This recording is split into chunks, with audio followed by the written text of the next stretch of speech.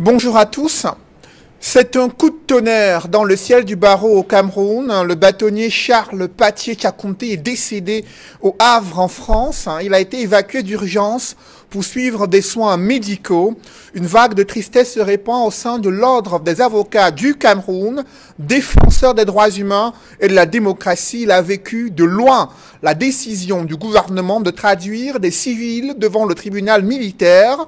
Selon le journal Kalara, il s'agit des manifestants du MRC accusés de terrorisme, insurrection et hostilité envers la patrie. En agitant la thèse du mouvement insurrectionnel, le pouvoir de Yaoundé veut frapper les militants et sympathisants du mouvement pour la renaissance du Cameroun. C'est en tout cas ce que fait savoir le journal L'Avenir. Cet hebdomadaire constate que le domicile de Maurice Kamto est toujours militarisé. Selon le Messager, le président national du MRC est retenu prisonnier à son domicile par une escouade des forces de maintien de l'ordre. Mutation présente à sa une l'enfer du décor en publiant les images de policiers et gendarmes qui forment une ceinture de sécurité autour du domicile du professeur Maurice Kamto. La presse camerounaise s'interroge, est-ce que le Cameroun se dirige vers une dissolution du mouvement pour la renaissance du Cameroun? Sur l'interdiction de sortie de résidence adressée de façon verbale au professeur Maurice Kamto, s'agit-il d'une mise en résidence surveillée ou d'une séquestration sans procédure légale? Les accusations de terrorisme, insurrection et hostilité envers la patrie traduisent-elles la volonté de préserver l'ordre public ou seraient-ce les signes d'un État totalitaire et réfractaire aux mesures de manifestation pacifique au Cameroun, alors que la situation des droits de l'homme se détériore dans le paysage politique? Le gouvernement déclare à la tribune des Nations Unies que le Cameroun respecte l'état de droit et envisage un retour progressif à la paix dans les régions anglophones après le succès du grand dialogue national. Ces propos du ministre des Relations extérieures représentant le chef de l'État du Cameroun sont des mensonges selon le journal Émergence. Après un 1er octobre sous haute tension, une commémoration de la réunification ignorée par les pouvoirs publics, cette peinture gouvernementale de la crise sociopolitique est-elle conforme à la réalité vécue sur le théâtre de la crise anglophone? Que valent les mesures gouvernementales à quelques heures de la rentrée scolaire post-Covid-19? Ces questions brûlantes de l'actualité constituent l'ossature droit de réponse. Mesdames, Messieurs, bienvenue dans cette émission où le choc des idées fait jaillir la lumière. Et pour cette nouvelle édition de droit de réponse, je reçois sur ce plateau Maître Joseph-Claude Biliga. Maître Joseph-Claude, bonjour. Bonjour. Je voudrais, à l'entame de mon propos, vous remercier votre média de l'hommage que vous venez de rendre à notre bâtonnier, le bâtonnier Charles Patié, que j'ai eu l'occasion de connaître et avec qui j'ai travaillé pendant que, lors de l'avant-dernière mandature, j'étais trésorier lors de l'avocat au barreau de Cameroun, il était le représentant du bâtonnier de l'ordre. Et nous avons eu deux chantiers importants que nous avons eu à mener. Le premier, c'était de faire obtenir au barreau le tout premier bien immobilier. On a acheté le terrain. Le bâtonnier a eu, avant que Dieu ne le rappelle à lui, il a eu l'opportunité de pouvoir obtenir pour le compte de notre barreau le titre foncier sur ce terrain que nous avions acheté du temps du bâtonnier Sama de regretter mémoire. La deuxième action que nous avons eu à mener ensemble, c'était celle qui permettait aux enfants, à beaucoup de nos jeunes compatriotes, de pouvoir exercer le métier qu'ils ont choisi, le métier de barreau. Le bâtonnier a réussi à faire passer une bonne partie à organiser un examen, et tous les enfants, tous les confrères qui ont eu cet examen, ils s'est engagé à faire le tour de toutes les cours d'appel pour participer à leur prestation de serment. Donc il a fait le tour du Cameroun pour participer personnellement à la prestation de serment de ces avocats-là. Je pense qu'il a laissé une marque et je pense que le barreau lui en vaudra éternellement. Je précise que vous êtes avocat au barreau du Cameroun et vous représentez le Rassemblement démocratique du peuple camerounais, le parti au pouvoir, sur le plateau de droit de réponse. Et juste en face de vous, c'est maître Moustapha Ngwana, lui aussi avocat au barreau du Cameroun et conseil juridique national du SDF. Bonjour. Bonjour Cédric, bonjour à vos nombreux téléspectateurs. C'est une joie de me retrouver une nouvelle fois sur votre plateau. Mais c'est une joie mêlée de tristesse. Donc à la suite de mon confrère je voudrais vous remercier pour l'hommage mérité que vous avez porté au premier d'entre nous, monsieur le bâtonnier, qui s'en va alors qu'il est encore en plein exercice de ses fonctions. C'est une perte incommensurable pour le barreau. C'était un avocat chevronné, un plaideur exceptionnel avec ce ton martial avec lequel il savait s'adresser aussi bien lors des assemblées ou dans les juridictions, un peu comme ce général-là qui a conduit ses troupes. Donc c'est une perte incommensurable. C'était également un très bon formateur. C'était un très très bon juriste. Et d'ailleurs, les avocats portent difficilement à la tête de leur organisation des personnes qui n'ont pas au minimum le mérite intellectuel. Donc il s'agit d'une immense perte. Et en plus, dans une période où il n'est pas très facile d'organiser très rapidement une élection. Donc c'est une situation un peu plus complexe. Mais je sais que la famille du barreau à laquelle j'appartiens saura être soudée, saura être unie pour que le bâtonnier puisse être conduit à sa dernière demeure de la manière la plus méritoire possible. Donc je voudrais également profiter de cette antenne pour adresser mes condoléances et ma compassion émue à sa famille nucléaire qui, au-delà du barreau, est également particulièrement frappée. Donc c'est une lourde perte. J'espère qu'ils sauront remonter la pente. Autre panéliste sur le plateau de droit de réponse. Il est éditorialiste au quotidien La Nouvelle Expression, consultant sur droit de réponse. Edmond Kambia. Bonjour Edmond. Bonjour Cédric Doufélé, je salue tous les copanélistes. Je voudrais également rendre un vibrant hommage avec beaucoup d'émotion à monsieur le bâtonnier Charles Tchakoté-Patié qui vient de tirer sa révérence. Je voudrais dire que cet avocat, ce grand homme, ce grand défenseur des droits de l'homme m'a beaucoup marqué. C'était un homme convaincant et convaincu, déterminé dans la défense des droits de l'homme en général, mais également dans la défense des droits des avocats. Et nous avons eu l'occasion de le voir à l'œuvre plusieurs fois au cours des 2 dernières années, notamment depuis qu'il a été élu à la tête du barreau du Cameroun, dans des circonstances assez difficiles, dans un contexte sociopolitique très difficile, voyez-vous. Parce que c'était en 2018, novembre 2018, nous sommes pratiquement octobre, presque 2 ans après, 2020. Il y a eu beaucoup d'événements dans ce pays et je voudrais dire très rapidement quelques situations dans lesquelles je l'ai senti très peiné, mais déterminé. La première situation dans laquelle je l'ai senti très déterminé, c'est lorsqu'il a conduit la grève des avocats l'année dernière. Lorsqu'il s'est rendu compte, à travers de nombreuses plaintes formulées par les avocats qui descendaient sur le terrain, qui étaient malmenés, violentés par les officiers de police judiciaire, et dont les avocats dont les clients étaient également violentés et dont les droits étaient bafoués. Je l'ai vu conduire une grève des avocats. Les avocats ont procédé même à suspension même, n'est-ce pas, de leur exercice. Ils n'allaient pas au tribunal. Il y a eu des concertations avec le gouvernement. Il y a même eu la mise sur pied d'une commission qui a permis, n'est-ce pas, aux officiels, aux autorités gouvernementales, aux responsables des unités de police et de gendarmerie, ainsi que de lui-même et des autres personnalités pour discuter de la situation, pour améliorer la situation, non seulement des avocats au Cameroun, mais également des justiciables en général. C'est un moment fort qui m'a beaucoup marqué. Le deuxième temps fort qui m'a marqué chez cet homme qui vient de nous quitter, c'est toujours l'année dernière, lorsque je le vois peiné, mais déterminé encore une fois de plus à défendre les avocats chaque fois qu'ils sont en difficulté. Et dans le cas d'espèce, c'était Maître Michel Ndoki, qui avait été arrêté de manière arbitraire dans les circonstances que tout le monde connaît, embastillé comme d'autres militants du parti politique auquel elle appartient, le MRC. J'ai vu le bâtonnier au tribunal militaire défendre un avocat en difficulté. Et dans le cas d'espèce, il défendait personnellement Maître Michel Ndoki. Ça m'a marqué. Et ça m'a rappelé les temps forts du barreau au Cameroun, pendant lesquels on a eu, dans les années de Braise, le bâtonnier Bernard Mouna, de regretter mon mémoire également, qui était également déterminé et avec un conseil de l'ordre également déterminé. Et je salue la présence d'ailleurs de Maître Biliga ici, sur le plateau, qui était conseil de l'ordre à une certaine époque, où le barreau a fait un travail de fond également. avec M. Kamga notamment, le bâtonnier, je vous ai dit que cela m'a également marqué. Mais le troisième temps fort, parce que je vais aller rapidement, parce qu'il y a eu beaucoup de moments où j'ai vu le bâtonnier Tchakoute Patié à l'œuvre. Le troisième temps fort, c'était un moment gravissime.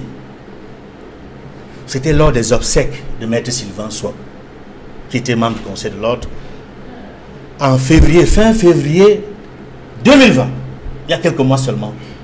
Le discours qu'il a prononcé était tout simplement mémorable. Parce que j'ai eu l'impression que les propos tenus par le bâtonnier Tchakoute Patié à Baham lors des obsèques de Maître Sylvain Sob, où on a vu une mobilisation forte. Plusieurs centaines, je dis bien plusieurs centaines d'avocats se déplacer, mobilisés pour dire au revoir à leurs confrères, un membre du Conseil de l'Ordre. Parmi les choses qu'il a dites qu'il m'a marqué ce jour-là à Baham, il est revenu deux fois sur une chose. Les circonstances troubles dans lesquelles M. Sylvain Sob est décédé. Il a évoqué plusieurs fois. Il a estimé qu'il souhaite que la vérité, que la lumière soit dite sur les circonstances du décès de M. Sylvain Sob. Ça m'a marqué. Parce que le contexte dans lequel il le disait lui a permis de rappeler que la plainte que l'un des avocats a formulée, a adressée au procureur général après la cour d'appel du centre contre X, il souhaitait, malheureusement il est parti, il souhaitait que la vérité soit dite enfin. Malheureusement il est parti sans que l'on sache véritablement qu'est-ce qui s'est passé. Rendons-lui tout simplement hommage. Je salue avec cette gravité, cette même émotion, l'ensemble des téléspectateurs fidèles de cette émission. Après vous, Edmond Kamga, Pierre-Emmanuel Bignam, qui représente ici le MRC et les forces pour le changement, la démocratie et la paix. Pierre-Emmanuel, bonjour. Bonjour Cédric et bonjour à mes copanélistes. Un bonjour à tous nos téléspectateurs qui nous suivent. Et c'est un honneur pour moi de représenter une fois de plus. Je vais beaucoup plus parler des forces du changement. Parce qu'aujourd'hui, nous sommes dans une dynamique de marche pacifique qui ont été annoncées, qui ont débuté le 22 septembre dernier. Et dans le cadre de cette dynamique, on ne parle plus d'un parti politique. Il s'agit d'une synergie de partis politiques, de mouvements de la société, d'organisations de la société civile et des populations camerounaises qui se sont mises ensemble pour revendiquer la fin de la guerre du Nozo qui a déjà causé des dizaines de milliers de morts et presque déjà 1 million de déplacés. Donc, dans ce cadre-là, je m'indigne, sans toutefois d'abord rendre hommage au bâtonnier Tchakoute, mes condoléances les plus attristées à sa famille biologique, à sa famille professionnelle et à toute la nation et ceux qui l'ont connu. Alors, vous voyez la tristesse qui peut m'animer, non seulement pour le décès du bâtonnier, mais la tristesse qui m'anime aujourd'hui est justifiée par le fait que ça fait pratiquement 2 semaines. Je vous en prie, on va 600 personnes on va y aller justement à Pierre-Emmanuel Bignam d'entrée du jeu avec la situation des militants du mouvement pour la renaissance du Cameroun et ceux ayant participé aux manifestations du 22 septembre 2020. Quelle est la situation actuelle de vos camarades et autres sympathisants qui ont été arrêtés? Déjà, je tiens à saluer la bravoure du collectif des avocats, des forces du changement, qui ont réussi lundi dernier à rencontrer le président élu, son Excellence Maurice Kamto, dans sa résidence où il est séquestré. On ne parlerait pas d'un état de siège sans être notifié. Ils ont quand même réussi à avoir une séance de travail avec la direction générale de la police, la DGSN, à l'issue de laquelle ils se sont dirigés au domicile du président élu. Ils l'ont rencontré, ils ont eu un entretien, un bref entretien de 2 heures du temps avec le président élu, et puis ils ont quitté les lieux. Le président national du MRC et président élu Maurice Kamto est embastillé, il est séquestré, on ne sait même pas s'il parvient encore à avoir de quoi nourrir sa famille. Nous ne savons pas dans quelle situation il est actuellement, mais de toutes les façons, il se porte bien, il a le moral haut. Alors, nous sommes dans un contexte où il y a eu plus de 600 arrestations à travers le Cameroun. À partir de mercredi dernier, il y a eu des gens qui sont sous mandat de dépôt, qui ont été déportés à la prison de Newbel et d'autres encore à Kondengue. Il y en a qui sont au CER, le cas du porte-parole du président élu, Bibou Nissak, que j'encourage ici, à qui je tire le chapeau pour sa bravoure. Et je lui demande de garder le moral haut, parce que je vais vous dire une chose, il faut que les Camerounais sachent une chose. Aujourd'hui, nous ne sommes plus dans l'optique de dire libérer Bibou Nissak, libérer professeur Foguet, libérer tel. Non, ne les libérez pas. Ne les libérez pas. Continuez à arrêter les Camerounais. Que le régime du président Paul Biya, à travers sa répression, continue à nous arrêter. Ils vont nous arrêter jusqu'au dernier Camerounais. Parce qu'aujourd'hui, il ne s'agit plus de partis politiques, il s'agit d'une dynamique qui est lancée. Mais il y a quand même des accusations graves qui sont formulées à l'encontre de vos camarades. Il s'agit d'actes de terrorisme, de rébellion et d'hostilité envers la patrie. Certains ont même été traduits devant le tribunal militaire. Qu'est-ce que vous en pensez? Nous pensons que le Cameroun a reculé. Le Cameroun a reculé après avoir voté une loi en 1990 sur la liberté d'expression et des associations, et que 30 ans plus tard, on se retrouve dans un contexte où les gens n'arrivent pas à manifester dans la rue, parce que manifester pour dire Paul Biya doit partir, c'est un droit constitutionnel. C'est une façon de dire que nous voulons l'alternance au sommet de l'État dans notre pays. Manifester pour dire que Paul Biya doit partir, c'est une façon de dire que résoudre la guerre du Nozo a dépassé Paul Biya et tout son régime. C'est une façon de dire que mettre un terme aux crises post-électorales en offrant aux Camerounais un code électoral consensuel a dépassé Paul Biya et son régime. C'est une façon de dire que gouverner notre pays par une photo n'est pas une façon de gouverner un pays prospère, un pays qui a le droit d'avoir une justice équitable, un pays dont le pouvoir public ont le devoir de protéger les populations, de leur offrir l'eau potable, de leur offrir les soins gratuits, ne serait-ce que les actes de gratuité tels que la césarienne, dont nos femmes continuent à mourir. C'est un État dont le devoir est d'accorder une éducation ou de promouvoir l'éducation à toutes les populations, même les plus défavorisées. Alors, dire que Paul Biya doit partir, ce n'est pas une insulte, ce n'est pas se lever, ce n'est pas une insurrection, ce n'est pas se dresser contre les institutions, ce n'est pas un coup d'État, mais c'est une réalité que Paul Biya aujourd'hui est dépassé par la situation, et la seule chose qui lui reste à faire, c'est de partir ou de nous garantir les conditions d'une alternance qui vont permettre à ce que le Cameroun soit prospère dans l'avenir. Donc c'est un droit constitutionnel. Il n'y a aucun délit à cela. Et je vais vous dire une chose, il faut que les Camerounais le sachent. Les forces du changement ne vont pas s'arrêter en si bon chemin. On va en parler tout à l'heure, voilà. Pierre-Emmanuel Bignam. Permettez à Maître Joseph-Claude Biliga de réagir sur la situation de ces militants du mouvement pour la renaissance du Cameroun, traduits devant le tribunal militaire pour actes de terrorisme, d'insurrection et hostilité envers la patrie. Et en plus, il y a le président national du MRC qui, lui, fait l'objet d'une assignation à résidence, dit-il, sans acte légal notifié à l'intéressé. Comment expliquer cette situation? Monsieur Noufélé, vous savez, il y a un proverbe qui dit qu'il n'y a pas plus sourd que celui qui ne veut rien entendre, pas plus aveugle que celui qui ne veut rien voir. Moi, quand je suis M. Bignam, je souris en me disant, mon Dieu, on arrive à ce stade-là où on refuse même de voir la vérité en face. Il y a eu cette semaine beaucoup de vidéos qui ont circulé la semaine dernière. Il y a une vidéo qui me parle, faite par Amnesty International en France. Vous l'avez vu, avec les gens blessés, avec les gens interdits où les gens ont parlé. Vous pouvez la remettre même en direct, on verra. Vous avez vu la vidéo du 19 septembre, c'était je crois en Allemagne, où on a vu Ekanga mouillé, versé avec un militant de MRC avec des gaz lacrymogènes. Vous avez vu la Grande-Bretagne avec des gens par terre. Ce n'est pas le Cameroun. Ce n'est pas le Cameroun, ça, dans ces pays-là. Ces pays ont ratifié les déclarations de l'ONU. Nous sommes les pays comme la France où qu'on dit la mère patrie des droits de l'homme, où on a vu un décret, un test, une lettre du ministre qui dit que dorénavant, ceux qui vont perturber l'ordre public seront déchus de leur nationalité et renvoyés dans leur pays. Ce n'est pas le Cameroun. Ce n'est pas Paul Biya qui est président de ce pays-là.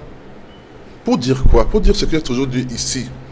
C'est que nous avons ce qu'on appelle les règles édictées par les droits de l'homme, par toutes les conventions qu'on peut citer. La Constitution du Cameroun, elle le dit. Ces règles sont reprises dans plusieurs autres traités ou d'autres textes. La Déclaration africaine de droits de l'homme, je ne sais pas quoi, et des peuples, sud-américaine, islamique, arabe, Union européenne. Je peux vous en citer tous. J'ai toutes ces déclarations qu'on nous a fournies quand on était en formation en droits de l'homme. Aucune n'est identique. Elles prennent les éléments du principe édictés par ces textes-là, mais s'adaptent dans chaque contexte. Le Cameroun, l'Afrique parle par exemple de peuple. Vous ne verrez jamais nulle part une déclaration où la famille est mise en exergue. Mais en Afrique, c'est mis en exergue. Pour dire quoi? Pour dire que lorsqu'on part de là, ces tests disent que les pays doivent pouvoir appliquer ces tests en tenant compte de leur contexte. Par exemple, prenant les lois. Donc prenons le contexte camerounais. Les lois du Cameroun prenons le contexte du Cameroun, le contexte camerounais. Il y a des personnes qui marchent dans les rues de Douala à Yaoundé pour appeler, disent-ils, au départ du chef de l'État. La question est elles sont arrêtées et traduites devant le tribunal militaire c'est pas ça la question. pour acte de terrorisme. Non, la question est-ce que c'est ça la question est celle-ci. Le contexte camerounais d'application de la loi. Est-ce que la question est celle-ci, Cédric? Est-ce que ces personnes ont violé la loi en le faisant? Elles ont violé la loi. Quelle loi, je vous en prie? Vous me laissez parler. Oui, pour qu'on puisse comprendre. Quelle est la loi qui a été violée selon vous? Laissez-moi parler. Je vous en prie, allez-y. La loi interdisant les marches. Il y a une loi qui dit qu'on fait une déclaration. Je tiens à indiquer, en France, c'est une autorisation. Une autorisation. Ceux qui ont voulu marcher la dernière fois, le 19 en France, le 22, le 19 en France, ils ont fait une demande d'autorisation. Ce qui est en contradiction avec ceux qui disent qu'on peut se lever un matin, on se met à marcher. Ils ont fait une demande d'autorisation et on leur a assigné un lieu bien précis, la place de Trocadéro, et on leur a assigné un espace 14h, 18h. C'est pour confirmer ce que j'ai toujours eu à dire. Que c'est pas qu'on ne va pas dire qu'on va se lever un matin, on se met à marcher, même si le MF se dit au pouvoir demain. Si vous marchez le lendemain, ils vont envoyer la police pour l'empêcher. Il ne faut pas qu'on donne l'impression aux Camerounais qu'on va inventer le fil à couper de lèvres. Non. C'est la loi qui le dit. Maintenant, lorsque vous décidez, vous avez deux choix. Lorsqu'on vous fait une déclaration et qu'on vous demande de ne pas, que vous attendez, on vous donne le récépissé ou pas, mais que vous devez, que le sous-préfet qui a le droit d'interdire la manifestation dit je l'interdis, vous respectez cela. Si vous ne respectez pas, vous avez le choix. Vous avez le choix de ne pas respecter. C'est votre droit. Monsieur, je l'ai entendu dire qu'il va aller marcher. Je préfère que le lieu même qui marche, qui ne reste pas dans les plateaux pour marcher, qui marche. Maintenant, lorsque vous choisissez de marcher, ce n'est pas moi le procureur de la République. Ce sont les lois de la République. Elles sont de 4 ordres au minimum. Il y a les lois sur le terrorisme. Les infractions sont là. Il y a la loi, même cette loi sur le 90 dont vous avez parlé, qui réprime également. Il y a la loi sur le maintien de l'ordre qui réprime. Il y a le code pénal qui réprime. Prenez ces 4 lois. Je n'ai pas besoin je suis un peu perturbé par le décès de mon bâtonnier, mais je peux vous citer toutes les infractions qui sont là, sont des infractions qui sont prévues par la loi. Maintenant, lorsque vous êtes devant la justice pourra vous déclarer coupable ou non coupable. Ce n'est pas mon problème. Le problème, c'est de savoir, est-ce que ces personnes ont respecté la loi en allant marcher? Est-ce que, s'ils n'ont pas respecté la loi, ceux qui les ont arrêtés avaient raison ou pas? S'ils ont respecté la loi, ok, pas de problème. Le juge va dire qu'ils ont respecté la loi. On va dire que c'est pas à tort qu'on les a arrêtés. S'ils n'ont pas respecté la loi, ils vont subir la dureté de la loi. Après vous, justement, Maître Joseph Paul Biliga, j'aimerais avoir la réaction de Maître Moustapha Angwana. Qu'est-ce que vous pensez des arguments que brandit le RDPC pour justifier l'arrestation de ces manifestants du 22 septembre dernier? Je veux dire que j'ai le sentiment que lorsqu'on est militant du RDPC, on a son Cameroun dans sa tête, un Cameroun imaginaire, un Cameroun imaginaire coupé complètement de la réalité. On dirait Alice au pays des merveilles. C'est comme le monde imaginaire de Peter Pan. Et le Cameroun fait partie du Conseil des Nations. Les droits de l'homme ont un caractère universel. C'est pourquoi il y a des conventions auxquelles le Cameroun est partie prenante et lesquelles conventions ont même été intégrées au bloc, au préambule de notre constitution, qui d'après l'article 65 de la Constitution fait partie intégrante de la Constitution. Donc c'est ce que nous appelons notre bloc de constitutionnalité. Sans être exhaustif, nous avons la Déclaration universelle des droits de l'homme du 10 décembre 1948. Nous avons le Pacte international sur les droits civils et politiques. Nous avons la Charte africaine des droits de l'homme et des peuples, qui sont des textes qui ont été intégrés dans notre Constitution et qui ont consacré l'expression des libertés. Malheureusement, et je vais le dire, je suis très navré de constater que ces textes en réalité servent de simple cosmétique au régime en place. Il faut que nous puissions avoir le courage de nous le dire. Le Cameroun n'est pas une démocratie.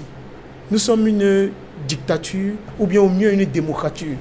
C'est-à-dire cette dictature-là qui veut se donner l'apparence d'une démocratie en organisant en son sein quelques éléments comme les élections qui n'en sont pas véritablement, en prétendant qu'il y a alternance au pouvoir alors qu'il n'y en a pas, on détient tous les cordons du pouvoir. Vous imaginez, vous avez un parti politique qui décide de mettre en branle une liberté constitutionnelle, une liberté qui est garantie par la Constitution. Elle le fait de manière répétitive et à tous les coups. Elle est empêchée de pouvoir, et ce parti politique, je voulais dire, est empêché de pouvoir jouir de cette liberté-là que la Constitution lui reconnaît. Et à force de refus, elle décide parce que c'est un droit légitime. Parce que ce qu'il faut savoir, c'est que les droits de l'homme sont inhérents à la nature humaine. Ils n'ont même pas besoin d'être proclamés par un texte pour qu'on puisse s'en prévaloir. C'est un peu comme le droit à la vie. On n'a pas besoin qu'il y ait un texte qui dit que vous avez le droit de vivre ou bien vous avez le droit à la santé pour que vous puissiez revendiquer que ce droit vous soit accordé. Lui qui dit avoir fait des études en droit de l'homme, il le sait. Donc, dans un contexte comme celui-là, il se retrouve vraiment obligé de revendiquer, de réclamer ce qui leur est dû, le droit de pouvoir manifester. Le MRC s'est retrouvé il y a quelques jours en train de manifester, mais il faut le dire, les ennemis de la liberté ont pris des mesures préventives. C'est-à-dire qu'avant que les manifestations n'aient lieu, des gouverneurs, des ministres ont fait des sorties, pour dire qu'aucune manifestation n'est autorisée sur l'ensemble, en tout cas sur les circonscriptions dans lesquelles il représente le président de la République. Donc ça dit que de manière préventive, on a empêché aux uns aux autres de pouvoir manifester. Je vous dis, il y a des personnes même qui ont été arrêtées avant le 22. Il y a des personnes que je connais qui ont été arrêtées avant le 22. Dieu la conscience, Aloum a été arrêté le 21. Il a été arrêté le 21 au soir. Parce qu'on était convaincu qu'il fait partie de ces personnes-là qui nécessairement vont marcher parce qu'il n'est pas d'accord de la manière avec laquelle les choses marchent au Cameroun. Donc, nous sommes dans un contexte où les libertés sont complètement muselées. Et ce n'est pas juste une question qui concerne les partis politiques, parce qu'en réalité, le gouvernement ne s'attaque pas seulement à l'opposition, c'est qu'il veut tuer dans les populations camerounaises toute volonté d'affirmation des libertés. Dans quel intérêt, Maître Ouana? Naturellement, l'intérêt, c'est la pérennisation indue au pouvoir. C'est la gabégie à laquelle nous assistons. C'est de pouvoir, c'est pouvoir avoir cette présidence ad vitam aeternam, cette présidence éternelle, qui est également une autre manifestation de la dictature.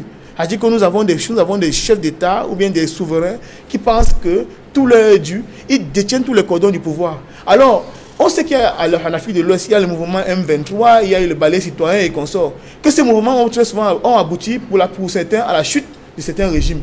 Et l'exemple du Mali, qui est très récent, parle à notre pouvoir.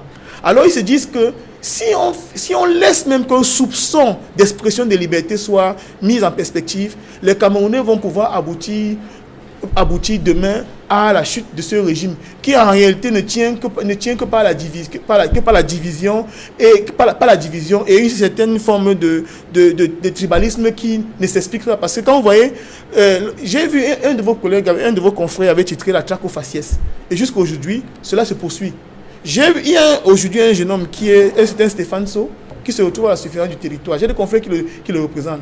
Et la surveillance du territoire, il vient au travail le 23, son patron le prend dans sa voiture, l'amène et lui dit qu'il appartiendrait à une région X qui soutient particulièrement le président du MSC et le livre par exemple, à la direction de la surveillance du territoire. Et aujourd'hui, il est embastillé. J'ai des confrères qui le défendent et avec qui j'ai discuté de manière répétitive jusqu'à hier soir.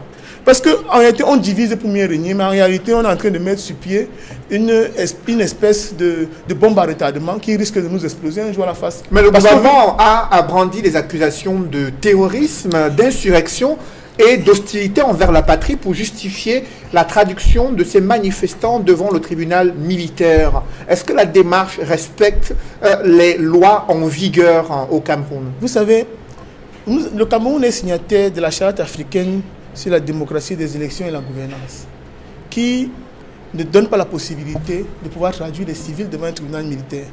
Ce texte-là est un texte qui a une valeur supérieure à nos lois nationales. L'article 45 de la Constitution prévoit la supériorité des traités sur les dispositions de droit interne. Et il faut également dire que le pouvoir, ces dernières années, a pris des dispositions légales qui sont complètement liberticides pour pouvoir effectivement se maintenir au pouvoir. Vous savez, il y a eu des lois sur la subversion qui ont été prises dans les années 61 et 62. Et ces textes-là ont en réalité été aujourd'hui remis au goût du jour à travers la loi sur le terrorisme et consorts, parce que c'est quand même exceptionnel. Le Cameroun doit quand même être le seul pays au monde où une personne qui décide de s'exprimer se retrouve en train d'être traduite devant un tribunal militaire comme s'il avait commis un crime exceptionnel. Il faut qu'on le sache et qu'on le dise. Les gens ont la liberté de pouvoir dire ce qu'ils veulent du moment où ils ne nuisent à personne. Et je ne vois pas en quoi les militants du MSC... Ne m'interrompez pas, je vous en prie. Je ne vous interromps plus. Vous allez réagir après. Donnez-moi le titre de permettez qu'il aille jusqu'au bout, vous allez réagir après. Maître Ngouana a d'abord la parole. Vous allez pouvoir réagir, je vous en prie. Maître Biliga, je vous en prie, permettez d'abord à Maître Ngouana de terminer. Je disais par exemple que les gens ont le droit de s'exprimer. Ils ont même le droit de dire les choses qui vous fâchent. Je prends un exemple. J'étais sur un plateau de télévision avec un autre confrère, notre aîné à tous, Maître Pensi, qui se surprenait à me reprocher le fait qu'on dise que le président Kamto est le président élu. J'ai dit que mais, tant qu'il le dit et qu'il n'a posé aucun acte préparatoire, qu'il n'a posé aucun acte, par exemple, il n'a pas signé un décret en tant que président de la République, il n'a pas affecté un ambassadeur, je ne sais pas trop, il n'a pas posé un acte régalien. En quoi est-ce que ça vous gêne? Les gens ont le droit de s'exprimer. Le problème, c'est qu'on vit dans un musulman à telle enseigne que les gens pensent qu'on n'a plus le droit de pouvoir faire valoir ses opinions. Lorsque vous êtes sur un plateau de télévision, quand vous avez fini, on vous demande après que les gens même dans votre famille vous appellent pour dire qu'on va vous tuer. Mais j'ai dit à mon épouse a répondu à quelqu'un que j'ai fait les obsèques de mon mari. Il faut que les gens le sachent. Après vous mettre Biliga sur cette précision concernant les manifestants qui sont traduits devant le tribunal militaire. Précision, de quoi il s'agit concrètement? Comment on en arrive là? Expliquez-nous, je vous en prie. Monsieur, nous sommes là pour aider les Camerounais à comprendre le droit, pas à faire de la politique politicienne. J'ai évoqué 3 cas bien précis. J'ai parlé de la France avec Amnesty International qui a sorti une vidéo qui circule, qui est devenue virale, où on tape les gens, ils sont blessés, où les gens se plaignent, où on met les menottes aux gens. C'est la France. Et c'est sur le Cameroun là-bas, c'est la dictature en France. Tout simplement parce que ces gens ont violé la loi de la France. Par exemple, les gens de Gilets jaunes, on leur disait, vous allez marcher sur ce couloir pendant de telle heure à telle heure. Ceux qui ont dévié, on a envoyé les gaz lacrymogènes, on a envoyé de l'eau, on les a arrêtés, on les a mis en prison. Ils sont en prison en France. La loi camerounaise dit que si vous marchez, alors qu'on vous a interdit, on peut vous arrêter. Et vous pouvez être poursuivi pour rébellion, pour insurrection, pour c'est écrit noir sur blanc. La loi est là. Elle n'est pas bonne peut-être, mais en attendant qu'on la modifie, on la respecte. Lorsque sur un plateau de télévision, vous voyez quelqu'un qui vous dit « Nous, on va violer la loi ».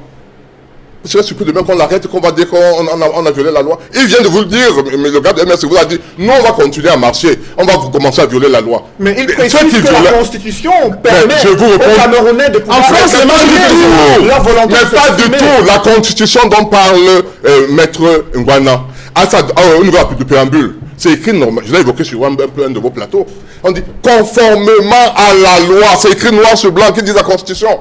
Tout ce qui dit droit à la vie, droit au travail, droit à l'expression, conformément à la loi. La question est de savoir qu'est-ce que dit la loi.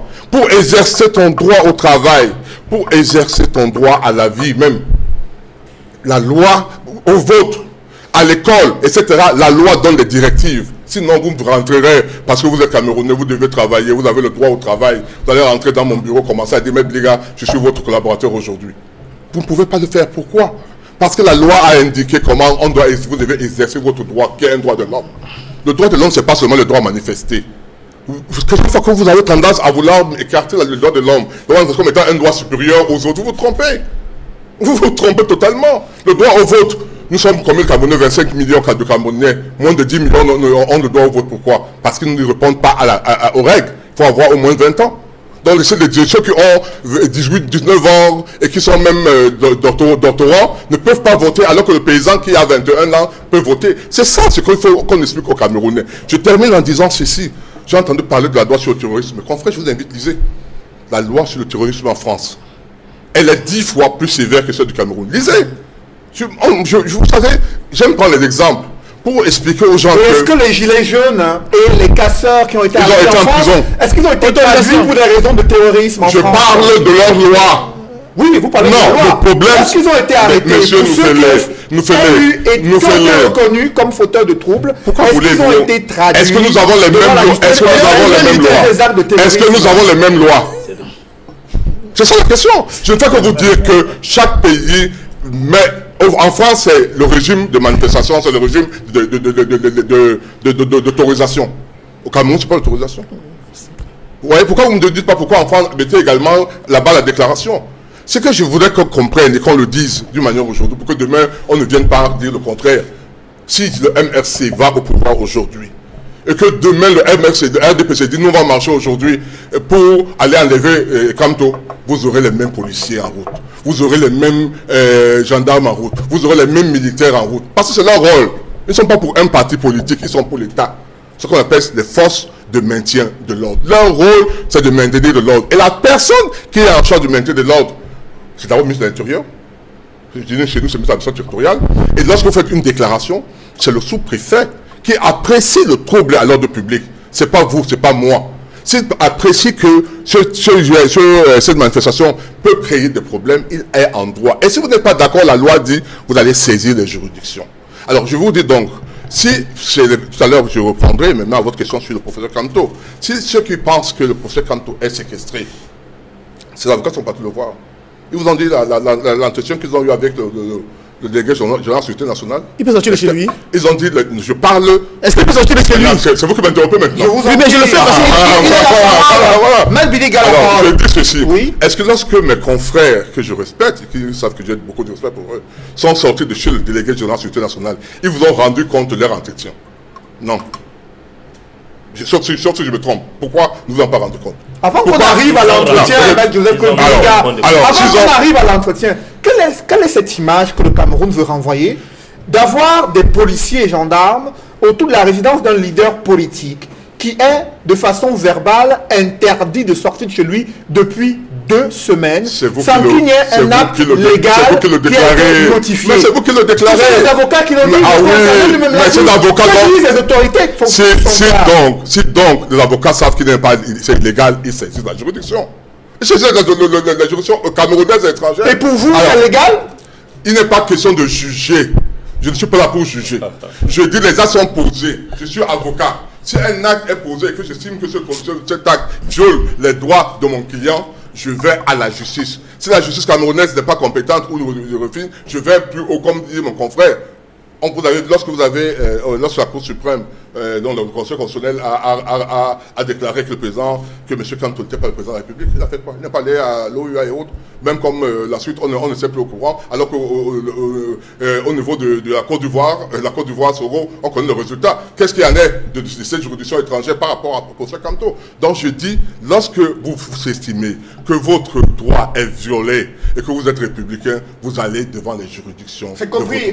Pierre-Emmanuel Bignam, le RDPC accuse les militants du NRC de violer les dispositions de la loi et de ne pas respecter les institutions de la République. Je voudrais d'abord recadrer Maître Biliga sur une déclaration qu'il a faite tout à l'heure concernant ma personne. Il a dit que je cesse de me cacher derrière les plateaux de télé, mais que j'aille marcher. Maître Biliga, avec tout le respect que je vous dois, je vous confirme que j'ai marché le 22. J'ai marché le 22, j'ai respiré plus de 40 bombes lacrymogènes. J'ai eu mal à la poitrine pendant une semaine. J'ai été arrêté ce même 22 et j'ai été relâché par un officier de police judiciaire qui fait très bien son travail, qui connaît le droit et qui connaît faire la lecture du droit et appliquer le droit, qui estime que ce jour-là, je n'ai rien fait de mal et tous les Camerounais qui étaient dehors pour manifester n'ont rien fait de mal et qui estime que c'était légal. C'est l'occasion pour moi de saluer les forces de maintien de l'ordre, ceux-là qui sont du côté du peuple, qui souffrent comme nous au quotidien, avec leurs familles aussi, qui estiment que nous avons le droit de manifester parce que le Cameroun se porte très mal. Je vous raconte une petite histoire. Cette semaine en cours, j'étais dans un café avec mon épouse et nous étions là. Après, un monsieur s'est avancé vers moi. Le monsieur s'avance, il me salue, on se croise les mains, c'est lui qui tend le point le premier, on se croise nos poings. Il me dit mes encouragements, monsieur Bignam. Je m'effraie. Même mon épouse était dépassée, était étonnée, je veux dire. Il dit mes encouragements, monsieur Bignam. Nous suivons vos débats télévisés. Beaucoup de courage. Vous êtes très pertinent. Vous êtes un combattant. En partant maintenant, lorsqu'il voulait prendre congé de moi, il me dit commissaire de police tel. Il était tellement content. Quand il revient, il appelle son épouse, ils viennent vers notre table, il prend le selfie. Je ne vous donnerai pas le nom de ce commissaire de police. Comme pour dire qu'aujourd'hui, que ce soit dans les rangs des forces de maintien de l'ordre ou des forces de défense et de sécurité, la plupart d'entre eux sont convaincus que Paul Biya et son régime ont échoué. Ils ont échoué parce que tout le monde souffre aujourd'hui. Les militaires, un militaire sort de la formation, on le chasse du camp militaire, on l'envoie au quartier. À un moment où il n'a pas encore, son salaire ne passe pas. On l'envoie au quartier se débrouiller pour venir travailler au camp tous les matins et rentrer le soir. Alors, on fait son rappel 2 ans après. C'est en ce moment qu'il entre en possession de son travail. Donc tout le monde souffre aujourd'hui. Ces militaires qu'on envoie au front, ceux qui partaient au front pour le Boko Haram et aujourd'hui ceux qui sont dans le Nozo, ils ont des primes mensuelles qui sont définies par le ministère de la Défense. Mais est-ce qu'ils perçoivent ces primes? Lorsqu'on dit que chaque militaire a par jour, par exemple ceux qui sont au front, 4 palettes d'eau, et qu'à la place de 4 palettes d'eau, on leur donne 2 bouteilles d'eau minérale, ça veut dire que tout le monde souffre au Cameroun. Donc il y a une grosse partie des forces de maintien de l'ordre dont je tire le chapeau et dont je demande qu'ils continuent à être aux côtés du peuple pour nous encadrer. Parce que demain, Maître Biliga, que voici, sera dans l'opposition. Parce qu'on va le mettre de côté. Paul Biya va partir. Il va partir aussi avec les Maîtres Biliga. Et ils vont tous se retrouver dans l'opposition. C'est le peuple camerounais qui va prendre le pouvoir à un moment donné. Le peuple camerounais va prendre le pouvoir. Ils partiront des affaires. Ils partiront des affaires. Parce qu'ils ont été dépassés depuis 38 ans aujourd'hui. Ils ont foutu le pays dans la merde. Vous me voyez habillé en noir. Nous obéissons aujourd'hui à un mot d'ordre qui a été lancé par un de nos partenaires importants dans le cadre du stand-up de CPP. Que vous avez insulté dans le réseau. Et vous voyez que nous sommes en noir parce que, effectivement, le Cameroun nous sommes en train de pleurer notre pays. Nous pleurons le Cameroun qui est mort depuis qu'il est entre les mains de Paul Biya. Nous pleurons le Cameroun qui a perdu le rang qu'il occupait sur le plan continental et sur le plan mondial comme étant un pays à revenu intermédiaire et qui, quelques temps plus tard que le président Paul Biya ait pris le pouvoir, se retrouve comme étant un pays pauvre et très endetté. C'est ce Cameroun que nous pleurons. Un Cameroun dans lequel aujourd'hui les enfants continuent à prendre les cours assis à même le sol dans les régions du nord et de l'extrême nord. Un Cameroun où aujourd'hui les populations continuent à boire les flaques d'eau par manque d'eau potable, qui est une politique qui revient à l'État. Alors, c'est ce Cameroun que nous pleurons aujourd'hui. Un Cameroun où on continue à arrêter les gens sans aucun mandat d'amener, sans aucun mandat de perquisition, à des heures même où il n'est pas permis à un officier de police ou bien à une force de maintien de l'ordre d'agir. Donc c'est ce Cameroun que nous pleurons aujourd'hui. Un Cameroun où les gens n'ont plus la possibilité de s'exprimer. Un Cameroun où vous avez les aînés comme Maître Biliga qui manquent à Mondovision que le Cameroun est un état de droit. Alors que lorsque nous entrons dans les caractéristiques, je vais le dire.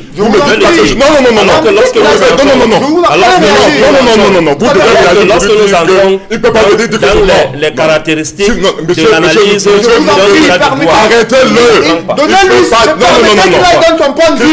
Vous allez réagir après. Parce qu'il dit que le Cameroun est un état de droit, alors que ce n'est pas un état de droit. Parce que si nous entrons dans l'analyse des caractéristiques d'un état de droit, c'est un état où les gens ont la possibilité de s'exprimer. On va en parler tout à l'heure. On va en parler tout à l'heure. Pierre-Emmanuel Bignam. On va en parler tout à l'heure. Maître Joseph-Claude Biliga, je vous en prie, j'ai la parole. J'aimerais d'abord préciser. Permettez d'abord que je réagisse. J'aimerais d'abord préciser que sur les conditions quand même de travail des forces de défense et de sécurité, le ministre de la Défense a plusieurs fois donné des instructions pour améliorer les conditions de travail des soldats sur le théâtre des opérations contre le terrorisme à l'extrême nord et dans le nord-ouest et le sud-ouest. Avant que Maître Joseph-Claude Biliga puisse réagir, il y a Edmond Kambia qui est là sur le plateau. Vous allez pouvoir réagir. Je réagis sur ce thème. On ne peut pas me traiter de menteur et vous taisez, vous me dites je vous après. Non, monsieur. Ce monsieur retire que je suis menteur. Parce que vous savez bien qu'il ne dit pas la vérité. Alors, il n'a pas le droit de m'insulter que je lui permette. Il n'y a pas de... Il n'a aucune injure. Je ne vous ai pas insulté, Maître Biliga, bon. J'ai dit vous avez menti sur le fait que le Cameroun est en état de droit. Quand on a été à l'école, on ne dit pas ça.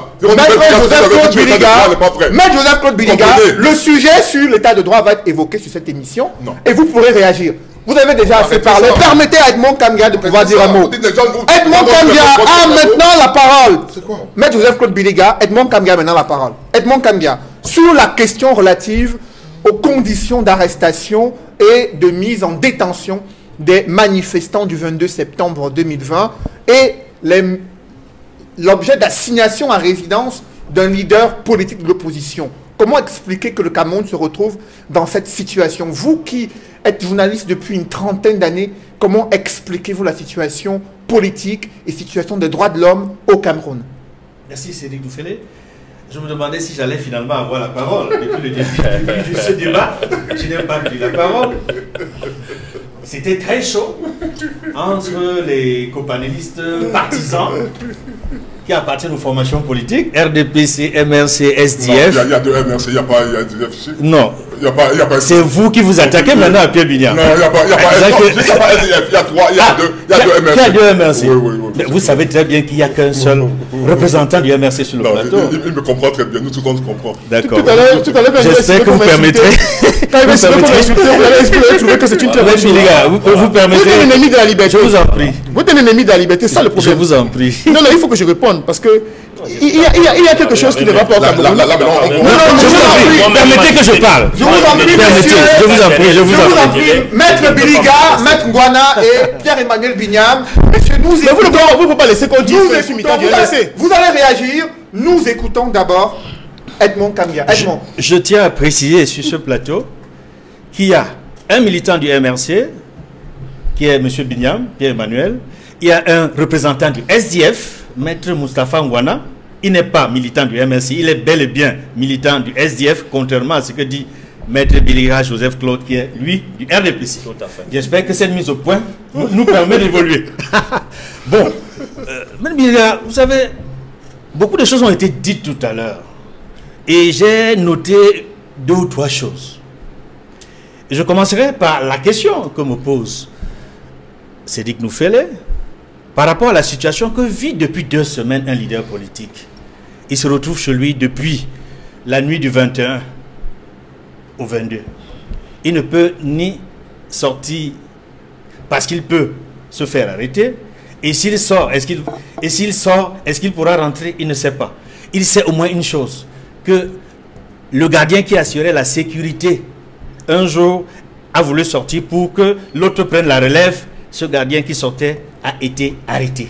Là, tout le monde l'a écouté à Mondo Vision lorsque nous avons, dans le cadre du journal, parlé de 20 heures de Cédric Noufélé. Il y a eu l'exclusivité de Maurice Kamto qui a donné cette information-là, qu'un de ses gardiens est sorti, a été happé par les forces de l'ordre qui étaient devant sa maison. Depuis aujourd'hui, ça fait 2 semaines pratiquement. Je voudrais tout simplement interpeller M. Biliga, qui nous dise quelle est la disposition légale. Quelle est la disposition légale? Elle peut être celle du Code de procédure pénale ou de toute autre loi, mais qui nous dise quel est le texte qui permet de garder ainsi pendant 2 semaines. Je ne reste pas seulement sur la notion de leader de parti politique, ça pourrait être n'importe quel citoyen. De garder un citoyen chez lui qui soit encerclé par les forces de l'ordre et qui ne puisse pas sortir. Et qui, à la suite d'une rencontre entre ses avocats et le dirigeant de la Sécurité nationale, on nous donne un certain nombre d'informations, parmi lesquelles ne filtre pas l'information, le texte qui habilite les policiers, les gendarmes, à le garder ainsi dans sa maison. Je voudrais qu'ils me disent, pas tout de suite, après, quand vous prendrez votre tour de parole, vous allez nous dire quelle est la disposition qui permet de garder ainsi un citoyen honnête. Oh. Un citoyen honnête, okay, honnête dans les conditions actuelles. Je vais continuer, M. Biliga. Tout à l'heure, vous insistiez sur la notion de conformément à la loi, according to the law. Je voudrais, sur cette expression, conformément à la loi, vous dire que lorsque l'on dit conformément à la loi, est-ce que ça signifie que la loi en question est supérieure à la Constitution? Dites-moi, Maître Biliga, quelle est la hiérarchie des normes juridiques? Une loi ordinaire est-elle au-dessus de la Constitution? Ça, c'est la deuxième interpellation que je fais. Notez-les, vous allez répondre après, Maître Biliga. La première, c'était la disposition légale qui permet de garder Maurice Kamto, par exemple, dans les conditions actuelles, sans document. La deuxième question, quelle est la hiérarchie des normes juridiques? Est-ce que la loi est au-dessus de la Constitution? Pour être très précis. Maintenant, la troisième chose, c'est un petit commentaire sur vos propos au sujet des mauvaises pratiques. Parce que vous, en fait, vous avez l'art de donner les mauvais exemples lorsque vous citez la France, la Grande-Bretagne, sans préciser. C'est-à-dire que vous citez les mauvaises pratiques des forces de l'ordre dans ces pays occidentaux, sans dire quelles sont les bonnes pratiques. C'est en cela que, parfois, comparaison n'est pas raison. Vous ne pouvez pas citer les mauvais exemples dans des pays où il y a des bons exemples. Vous ne citez que les mauvais, alors qu'il en existe de bons. Vous oubliez, par exemple, de dire que parmi les gilets jaunes, ceux qui ont été sanctionnés l'ont été par une loi anti-casseur. Ce sont ceux qui ont cassé. Ce ne sont pas ceux qui ont marché pacifiquement. Beaucoup ont marché pacifiquement et personne de ceux qui ont marché pacifiquement n'ont été interpellés en France. Ce sont ceux qui ont cassé, qui ont été sanctionnés par une loi anti-casseur. Et ça, c'est important de le dire. Vous ne l'avez pas dit. Permettez aussi, M. Biliga, de vous rappeler ce que M. Moustapha a essayé, a commencé à vous dire, mais il n'a pas eu la chance d'aller au bout de sa démonstration, peut-être parce que c'était très tendu entre vous. Il a tenu à vous rappeler les dispositions, les textes, traités et accords internationaux que le Cameroun a librement signés et ratifiés. Il a cité la Déclaration universelle des droits de l'homme parce que l'article 1 de la Constitution du 18 janvier 1987 du Cameroun, en tout cas, le préambule affirme, c'est au niveau du préambule, le préambule affirme que le Cameroun attache, c'est-à-dire exprime son attachement aux libertés fondamentales. Et la liberté de manifester en fait partie. Comme la liberté de s'exprimer, comme la liberté d'opinion, comme toutes les autres libertés fondamentales qui existent. Donc, je citais tantôt, affiche son attachement à la Déclaration universelle des droits de l'homme, affiche son attachement à la Charte des Nations Unies, affiche son attachement à la Charte africaine des droits de l'homme et des peuples, et à tous les textes qui ont été régulièrement signés et ratifiés, dûment signés et ratifiés. Et M. Moustapha vous rappelez également, sans peut-être citer de manière claire la disposition, l'article 45 de la Constitution du Cameroun, que les accords ou traités internationaux régulièrement signés et approuvés ont, dès leur publication, autorité à celle des lois. Est-ce que cela autorité à celle des lois. Edmond Kamdia, est-ce que cela ont autorité à celle des lois. dès lors qu'elles ont été signées et ratifiées. Est-ce que cela occulte la capacité ou la compétence à l'autorité administrative locale d'interdire une manifestation s'il estime qu'il y a un risque de trouble à l'ordre public? C'est souvent l'argument que brandissent les autorités administratives pour justifier les interdictions des manifestations publiques organisées au Cameroun. En réalité, si on ne s'en tient qu'au texte en vigueur, la loi numéro 90/051 sur les libertés de réunion et de manifestation publique, on se rendrait compte qu'il y a quelqu'un qui a la compétence. S'il faut interdire, il y a les conditions pour interdire. C'est le sous-préfet. Et même avant d'interdire, il faudrait que l'autorité compétente territorialement, c'est-à-dire le sous-préfet du coin, estime que les conditions dans lesquelles la personne ou les personnes, le parti a déclaré son document et veut faire sa manif, il doit justifier. Parce que pour interdire, il faut justifier. Il faut justifier et notifier. Et nous avons l'expérience. Avec le temps, on a constaté que la plupart du temps, lorsque les autorités compétentes des sous-préfets ont eu à interdire, non seulement ce n'est pas justifié, mais en plus, ils ne notifient pas. Or, l'acte de notification est important pour attaquer cette interdiction devant les tribunaux compétents. Et ça me permet d'interpeller encore M. Biliga pour lui demander quelle est l'autorité compétente lorsqu'il faut sanctionner la non-déclaration, lorsqu'il faut sanctionner prendre des sanctions pour des infractions commises dans le cadre de la loi sur la liberté de réunion et de manifestation. Je serais très surpris qu'il réponde que ce soit le tribunal militaire. Parce que la loi est claire sur l'autorité compétente, sur les juridictions compétentes. Or, qu'est-ce qu'on constate? Lorsqu'il y a des manifestations, la plupart des personnes qui ont été arrêtées, en 2019, comme récemment, le 22 septembre, pour ceux qui ont marché, parce qu'il y en a qui ont été arrêtés avant et après, qui n'ont jamais marché. Je m'en tiens seulement à ceux qui ont été marchés et qui ont été interpellés. On constate que la plupart d'entre eux se sont retrouvés devant les tribunaux militaires. Je voudrais que M. Biliga nous dise sur la base de quel texte, qui nous donne la disposition de la loi de 90/051 sur la liberté de réunion et des manifestations publiques, qui nous donne la disposition qui prévoit que la juridiction compétente, c'est le tribunal militaire. Parce qu'il aura du mal à le trouver. C'est pour dire, Cédric Noufele, que je suis très embarrassé parce qu'en réalité, nous retournons 30 ans en arrière.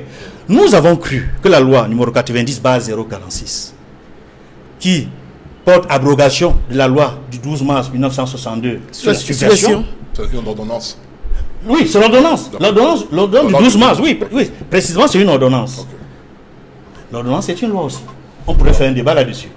C'est un autre. C'est le même niveau que la loi.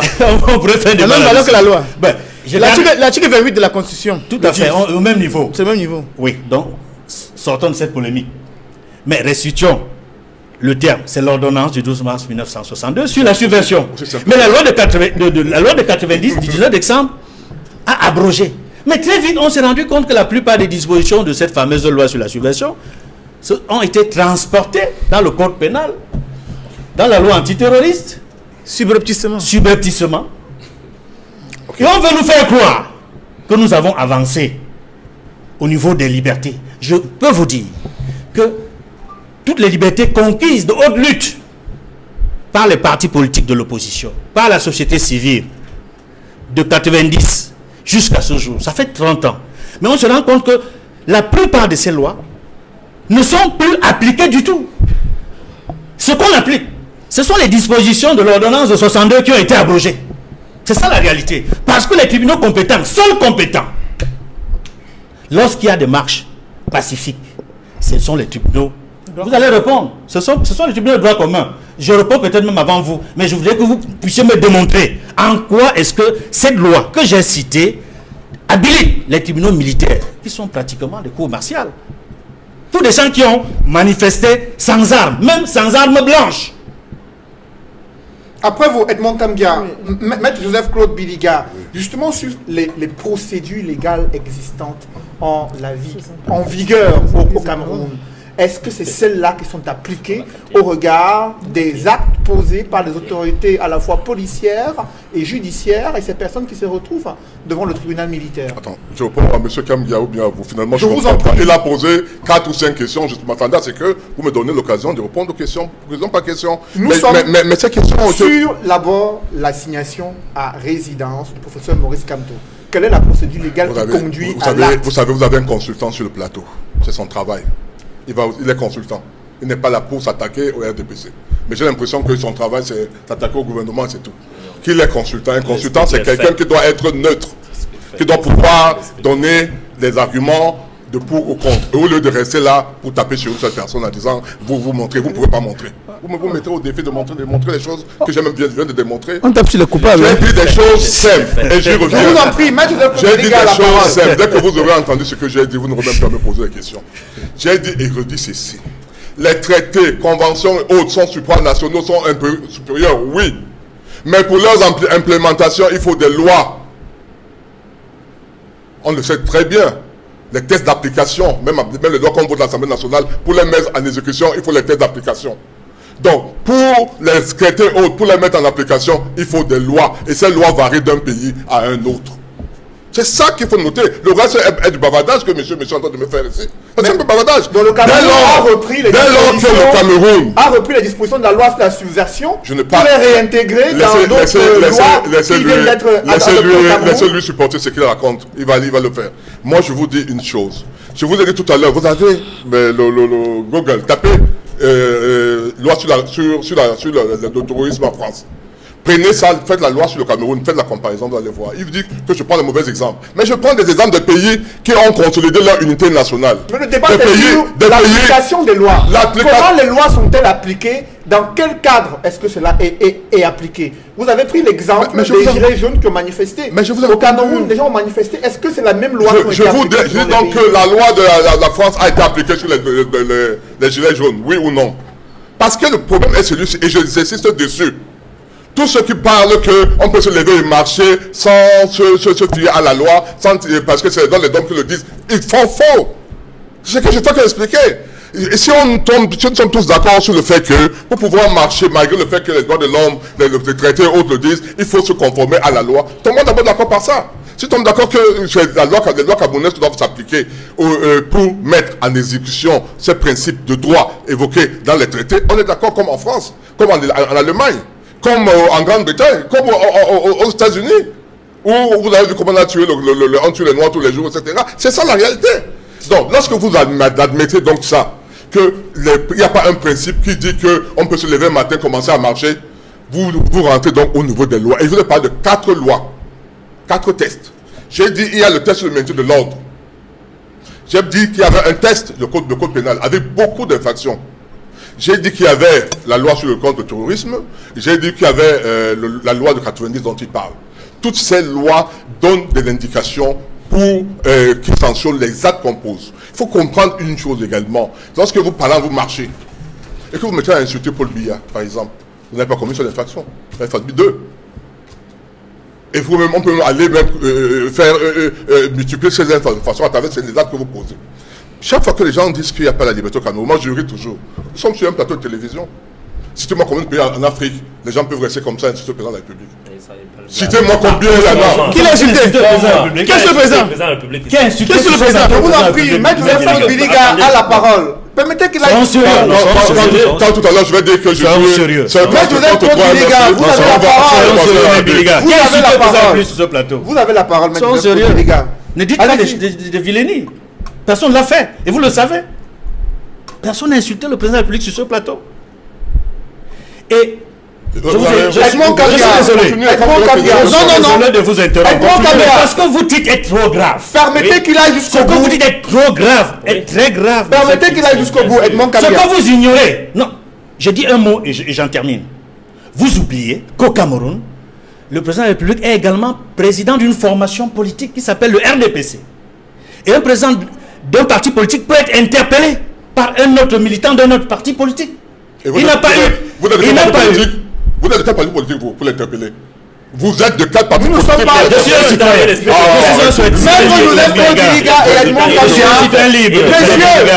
Edmond Kamgia. Edmond, je vous en prie. Il a la parole.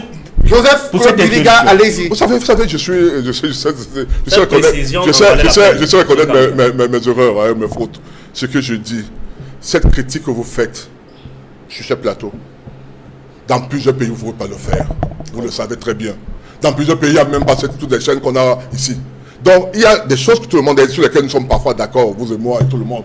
C'est que parfois, au niveau des manifestations, on peut questionner.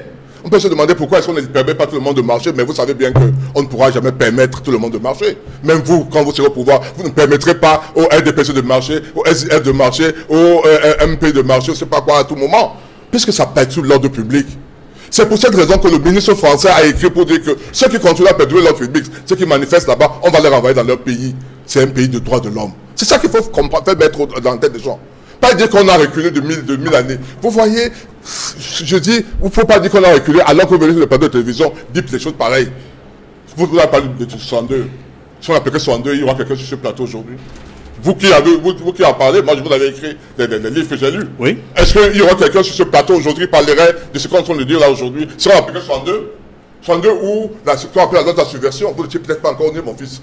Nous-mêmes, moi j'étais encore, j'avais à peine 1 an en 62. Mais je vous assure que quand je vais à l'université à 20 ans, je veux dire en 81, il m'était interdit de parler politique. La chose qu'on m'a dit mon oncle, c'est que tu viens ici, tu ne parles pas de politique. Parce que ton voisin qui entendait ton voix parler même mal, même au niveau du campus, tu dis, ah, c'est pas vrai. C'est vrai. Mais pourquoi vous pouvez donc mais parler? Non, Edmond, je vous en prie. Après Maître Biliga, permettez d'abord à d'autres de réagir. Le mérite de l'ancien régime, c'est qu'on savait que c'est dangereux et on ne pouvait pas s'exprimer. Maintenant, nous sommes dans une démocratie. Maintenant, c'est Maître Moustapha Ngouana qui a la parole. Pour les libertés. C'est Maître Moustapha Ngouana qui a la parole. Alors, Maître Moustapha Ngouana, vous suivez le RDPC qui estime que le Cameroun n'a pas reculé sur la question des libertés d'expression, de réunion, de manifestation. Il faut simplement respecter les lois en vigueur et l'autorité compétente qui peut statuer sur les cas d'autorisation ou d'interdiction des manifestations publiques. Quel est votre regard sur la situation de l'état de droit au Cameroun et la situation de l'opposition face à ces manœuvres du pouvoir? Je vous remercie de me passer la parole et je voudrais préciser à mon confrère Maître Biliga que je suis militant du SDF, je ne suis pas militant du MRC et que je préfère de loin être qualifié de pro-MRC plutôt que de pro-RDPC. C'est clair. Et je dois également vous dire que j'appartiens à la famille de l'opposition et que lorsque les libertés de l'opposition, les libertés d'un parti d'opposition sont attaquées, je me dois de soutenir le parti d'opposition. Parce que demain, ces mêmes entraves nous seront opposées. L'honorable Jean-Michel Nitié a sollicité ici plusieurs marches qui ont fait l'objet de refus de la part du pouvoir. Je serais quand même d'une incongruité exceptionnelle que de venir sur un plateau de télévision et de prétendre que je soutiens une initiative qui empêche l'expression des libertés et qu'on me l'oppose demain. Il y a une fois, nous avons eu la possibilité d'avoir une marche ici qui a été autorisée, au profit de l'honorable Nitié du SDF. Malheureusement, lorsque nous étions nous organisés pour que la marche ait lieu, on est venu également suspendre la marche en question sans motif véritable. Donc, je le dis et je le remartèle, je suis militant du SDF, je suis conseiller juridique national du SDF, je suis conseiller municipal du SDF à la commune de Douala 5e pour un second mandat. Mais je vous le dis, je refuse d'être de cette catégorie de citoyens appartenant à la famille de l'opposition qui vient sur le plateau de télévision tirer sur d'autres formations de l'opposition. Ici, l'équipe pour laquelle nous jouons tous, c'est le Cameroun. Alors, il y en a qui ont décidé d'être les fossoyeurs du Cameroun. Il y en a qui ont décidé de pouvoir relever le Cameroun, de pouvoir se battre pour que le Cameroun reste un pays debout. Je ne peux pas comprendre, et je l'ai dit tout à l'heure, vous avez votre Cameroun dans votre esprit, dans vos esprits, vous les militants du RDPC. C'est comme si on a anesthésié la plupart, où on tient un discours d'une incohérence proverbiale, mais on croit qu'on va l'imposer aux autres. Et lorsqu'on n'est pas d'accord avec vous, parce que vous savez, la vérité ou le bon sens, c'est la chose la mieux partagée du monde, disait Descartes. Il ne faut pas être surpris que sur un plateau de télévision, la plupart des personnes voient le monde d'une certaine manière. Vous savez, Héraclite de Fer disait que c'est les hommes endormis qui ont chacun leur monde. Mais les hommes éveillés ont le même monde. Donc je crois que j'appartiens à la catégorie des personnes qui sont éveillées et qui voient que le Cameroun ne va pas du tout, que les choses vont très mal. C'est pourquoi je voudrais que les choses aillent dans un sens qui permette aux Camerounais de pouvoir s'exprimer, aux Camerounais de pouvoir jouir des droits et libertés fondamentales qui sont les leurs. Donc, de grâce, je ne suis pas militant du MRC. Et quand bien même on dirait que je suis pour MRC, je préfère de loin être du côté de ceux qui se battent pour qu'il y ait changement que d'être du côté de ceux qui enfoncent davantage le Cameroun au quotidien. Ceci dit, je voudrais rappeler qu'on prétend qu'il y a plutôt eu des avancées. Mais je voudrais dire que, de mon point de vue, le Cameroun doit être aujourd'hui le seul pays où une marche peut être qualifiée d'acte terroriste. C'est quand même l'un des seuls pays au monde. C'est quand même également un des rares pays au monde où, lorsque les gens projettent de faire une marche, les autorités administratives peuvent faire des sorties pour interdire de manière préventive que les marches en question aient lieu. C'est-à-dire que vous coupez même la possibilité de pouvoir solliciter, c'est-à-dire que faire des déclarations de manifestation. Et ce n'est pas comme si les gens n'ont pas essayé n'ont pas respecté les lois sur lesquelles vous êtes agoutés. De manière répétitive, les formations de l'opposition et le SDF auquel j'appartiens a sollicité de pouvoir organiser les manifestations, mais à chaque fois on connaît la réponse. Le 22 septembre, pendant qu'on refusait les marches sur le territoire national, dans la région du Sud, il y a des personnes qui ont marché sans autorisation pour soutenir le président de la République. Mais les gens, ça dit que la loi est aveugle, elle n'est ni aimante ni haineuse. Donc ça dit qu'elle est la même pour nous tous. Alors donc, lorsqu'on veut l'appliquer, il ne faut pas qu'elle soit à géométrie variable. Donc ça dit, aujourd'hui par exemple, vous allez voir, lorsque le RDPC, lorsqu'ils se retrouvent en train de fêter leur anniversaire, c'est surtout les derniers du territoire national, ils en ont le droit et consort. Mais aujourd'hui, les formations de l'opposition sont dans le musulman total. Ce n'est pas que l'opposition, je l'ai dit aussi à l'orée de mon propos. Les Camerounais sont dans l'incapacité de pouvoir s'exprimer sur les questions qui intéressent le pays. On nous reconnaît au Cameroun, c'est comme moi j'ai l'habitude d'appeler la liberté de bavardage. C'est la liberté de bavardage. Lorsque vous évoquez maintenant des questions essentielles, on considère que vous êtes un subversif. On vous traite comme si vous étiez un malpropre. Je vous dis, même au sein de nos familles, lorsque nous arrivons sur les plateaux de télévision, après les émissions comme celle-là, où nous attelons à dire ce qui est vrai, parce que c'est cela, parce que nous avons dit que nous essayons, autant que faire se peut, de prendre parti pour notre peuple, au peuple auquel nous appartenons. Mais dans les familles, on vous demande, mais est-ce qu'on ne va pas vous tuer qu'on sort? Mais je vous le dis, je l'ai dit ici en début d'émission, mon épouse a dit à son patron qu'elle a déjà organisé mes obsèques. Donc je suis un mort vivant. Et je ne crains pas, et je suis de cette catégorie, je suis dans le combat depuis que je suis étudiant, ce n'est pas aujourd'hui. Et vous voyez, ça dit que, vous voyez, ces questions que vous posez les familles, que vous posez les citoyens au quotidien, c'est des questions qui montrent la terreur qui règne dans la population. On vous demande, comment est-ce que vous faites pour pouvoir venir tenir les propos que vous tenez, alors que vous le faites de manière courtoise. Vous révélez l'état d'un système, et on vous empêche de pouvoir le faire. La liberté d'expression n'existe pas, c'est une liberté de bavardage. Vous voyez, pour peu qu'on veut prendre position, par exemple, pour des questions qui intéressent, par exemple, la succession du prince, on vous dit non, vous n'avez pas le droit de parler de cela. On sort la grande muette, à tous les carrefours et qu'on sort, on dit que non, vous n'avez pas le droit de parler. C'est-à-dire que les faits parlent d'eux-mêmes. Les faits parlent d'eux-mêmes. Nous ne sommes pas dans une démocratie. En réalité, nous sommes, comme je l'ai dit, peut-être c'est répétitif, nous sommes une démocrature. C'est une dictature avec un saupoudrage d'éléments de la démocratie pour qu'on ait l'impression que nous sommes insérés dans le Conseil des Nations et que les choses se passent un peu comme ailleurs. Quand on prend les exemples sur la France et autres, on a toujours coutume de prendre des mauvais exemples.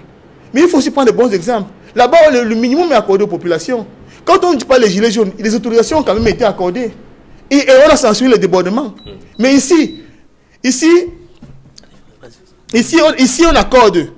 On n'accorde rien aux populations. On n'accorde pas la possibilité de pouvoir marcher. Mais de manière préventive, on vous empêche de faire quoi que ce soit. Et on parle de débordement. Non.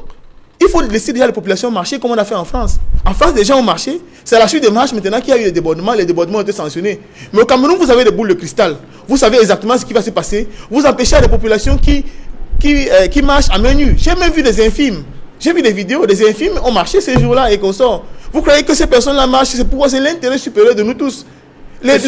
La question, Maître Moustapha Ngouana, de l'assignation à résidence, mise en résidence surveillée d'un leader politique, quelle est la procédure légale pour parvenir à une telle décision et comment appréciez-vous l'attitude des autorités administratives face au leader du MRC?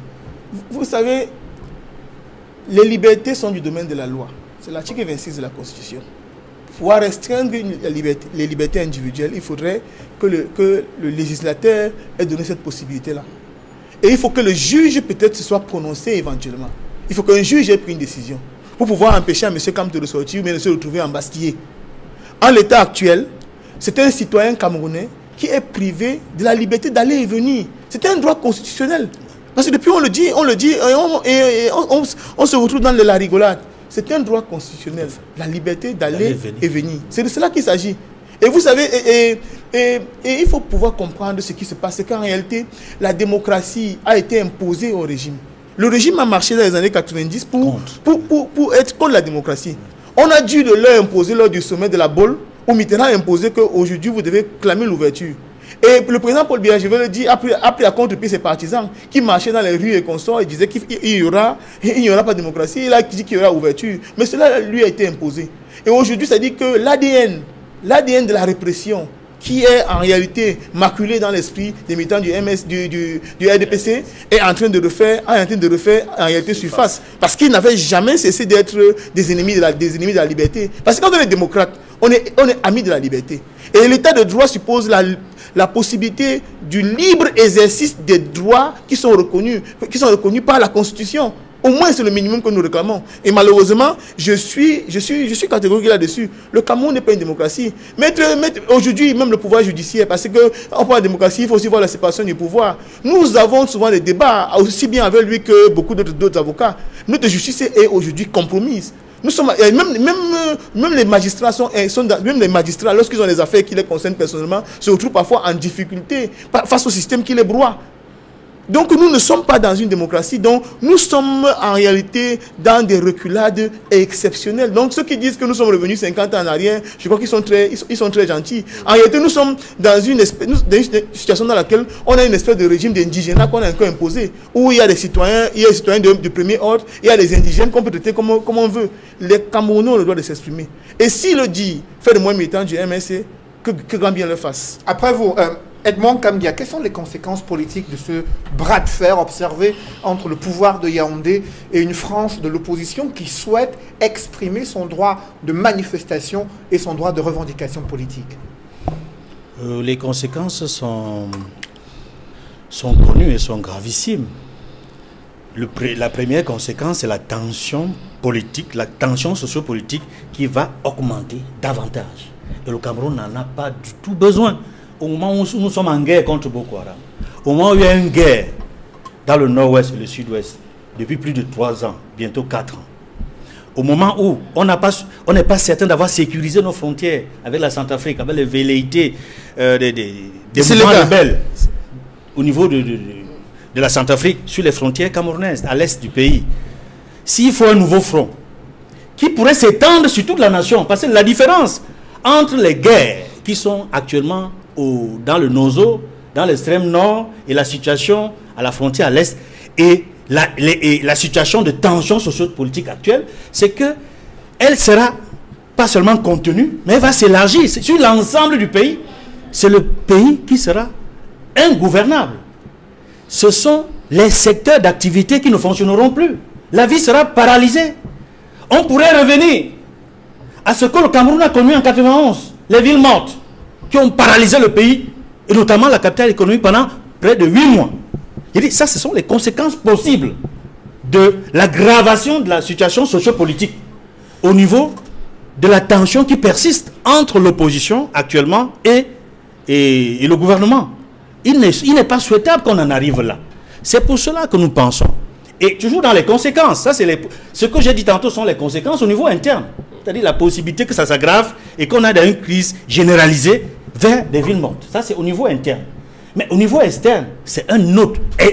Au niveau international ou externe, ce que je voulais dire, c'est un autre type de conséquences qui risque de s'abattre dans les délais les plus proches. Quand je dis dans les délais les plus proches, ça va surprendre beaucoup, mais je l'ai toujours dit sur ce plateau, que les Nations Unies suivent avec beaucoup d'attention la situation politique et des droits de l'homme au Cameroun. Il y a eu une session au Conseil de sécurité, une session non formelle, qui a évalué la situation humanitaire et ensuite les droits de l'homme, au niveau du Conseil des droits de l'homme, au niveau de Genève. Et constamment, le gouvernement a interpellé et appelé à s'exprimer là-dessus. Pas plus tard qu'il y a quelques jours. Le chef de l'État était censé, en visioconférence, s'adresser, n'est-ce pas, aux Nations Unies, à tous les peuples du monde entier sur la situation politique du Cameroun, sur la situation des droits de l'homme, sur la crise anglophone. Il ne s'est pas exprimé, mais on a vu plutôt une vidéo du ministre chargé des Relations extérieures qui visiblement était préenregistrée, ce n'était pas une visioconférence, où il a dit des choses critiquables sur les droits de l'homme au Cameroun, sur la situation dans le Nozo et sur la situation politique globale au Cameroun. J'ai dit critiquable parce que tout ce qu'il a dit ne correspond pas à la réalité sur le terrain. Il a dit que le gouvernement faisait des efforts, suffisamment d'efforts pour mettre fin au conflit dans le nord et le sud-ouest. Mais la réalité sur le terrain, c'est que le gouvernement ne fait plus aucun effort. Il a commencé, mais il ne fait plus aucun effort. Je peux donner deux éléments qui montrent qu'il ne fait plus d'efforts. Parce que la dernière fois que le gouvernement a essayé de faire quelque chose qui allait dans le sens de trouver une solution à la crise anglophone, c'est quand il y a eu les contacts, les premiers contacts, le 2 juillet dernier, entre les leaders sécessionnistes, notamment Ayuk Sissoko Abé, et la partie gouvernementale, notamment la DGRE et les autres personnes. Depuis le 2 juillet, silence et bouche cousue. On ne sait plus qu'est-ce qui se passe. Depuis le 2 juillet, on ne sait plus si le gouvernement fait encore des efforts pour atteindre, je dois le rappeler, le cessez-le-feu. Parce que l'ONU avait accordé 90 jours, une pause humanitaire durable pour permettre aux États qui sont en conflit, partout où il y a les sécessions, où il y a des conflits, que les partis gouvernementaux et les mouvements rebelles ou sécessionnistes ou de l'opposition armée se mettent ensemble pour trouver un cessez-le-feu. À ce jour, le cessez-le-feu n'est pas encore trouvé. Et très vite, le Conseil de sécurité va faire le point pour évaluer et prendre des décisions. Dans cette vidéo diffusée à la tribune des Nations Unies, Pierre-Emmanuel Bignam, le ministre des Relations extérieures représentant le chef de l'État, a indiqué que le gouvernement privilégie toujours la concertation et que le grand dialogue a été une réussite et les débats ont abouti sur la loi sur la décentralisation, laquelle loi octroie un statut spécial aux régions du nord-ouest et du sud-ouest, que le gouvernement, dans ses actions, s'appuie sur l'état de droit, la liberté d'expression et les droits de l'homme au Cameroun pour mener ces différentes actions.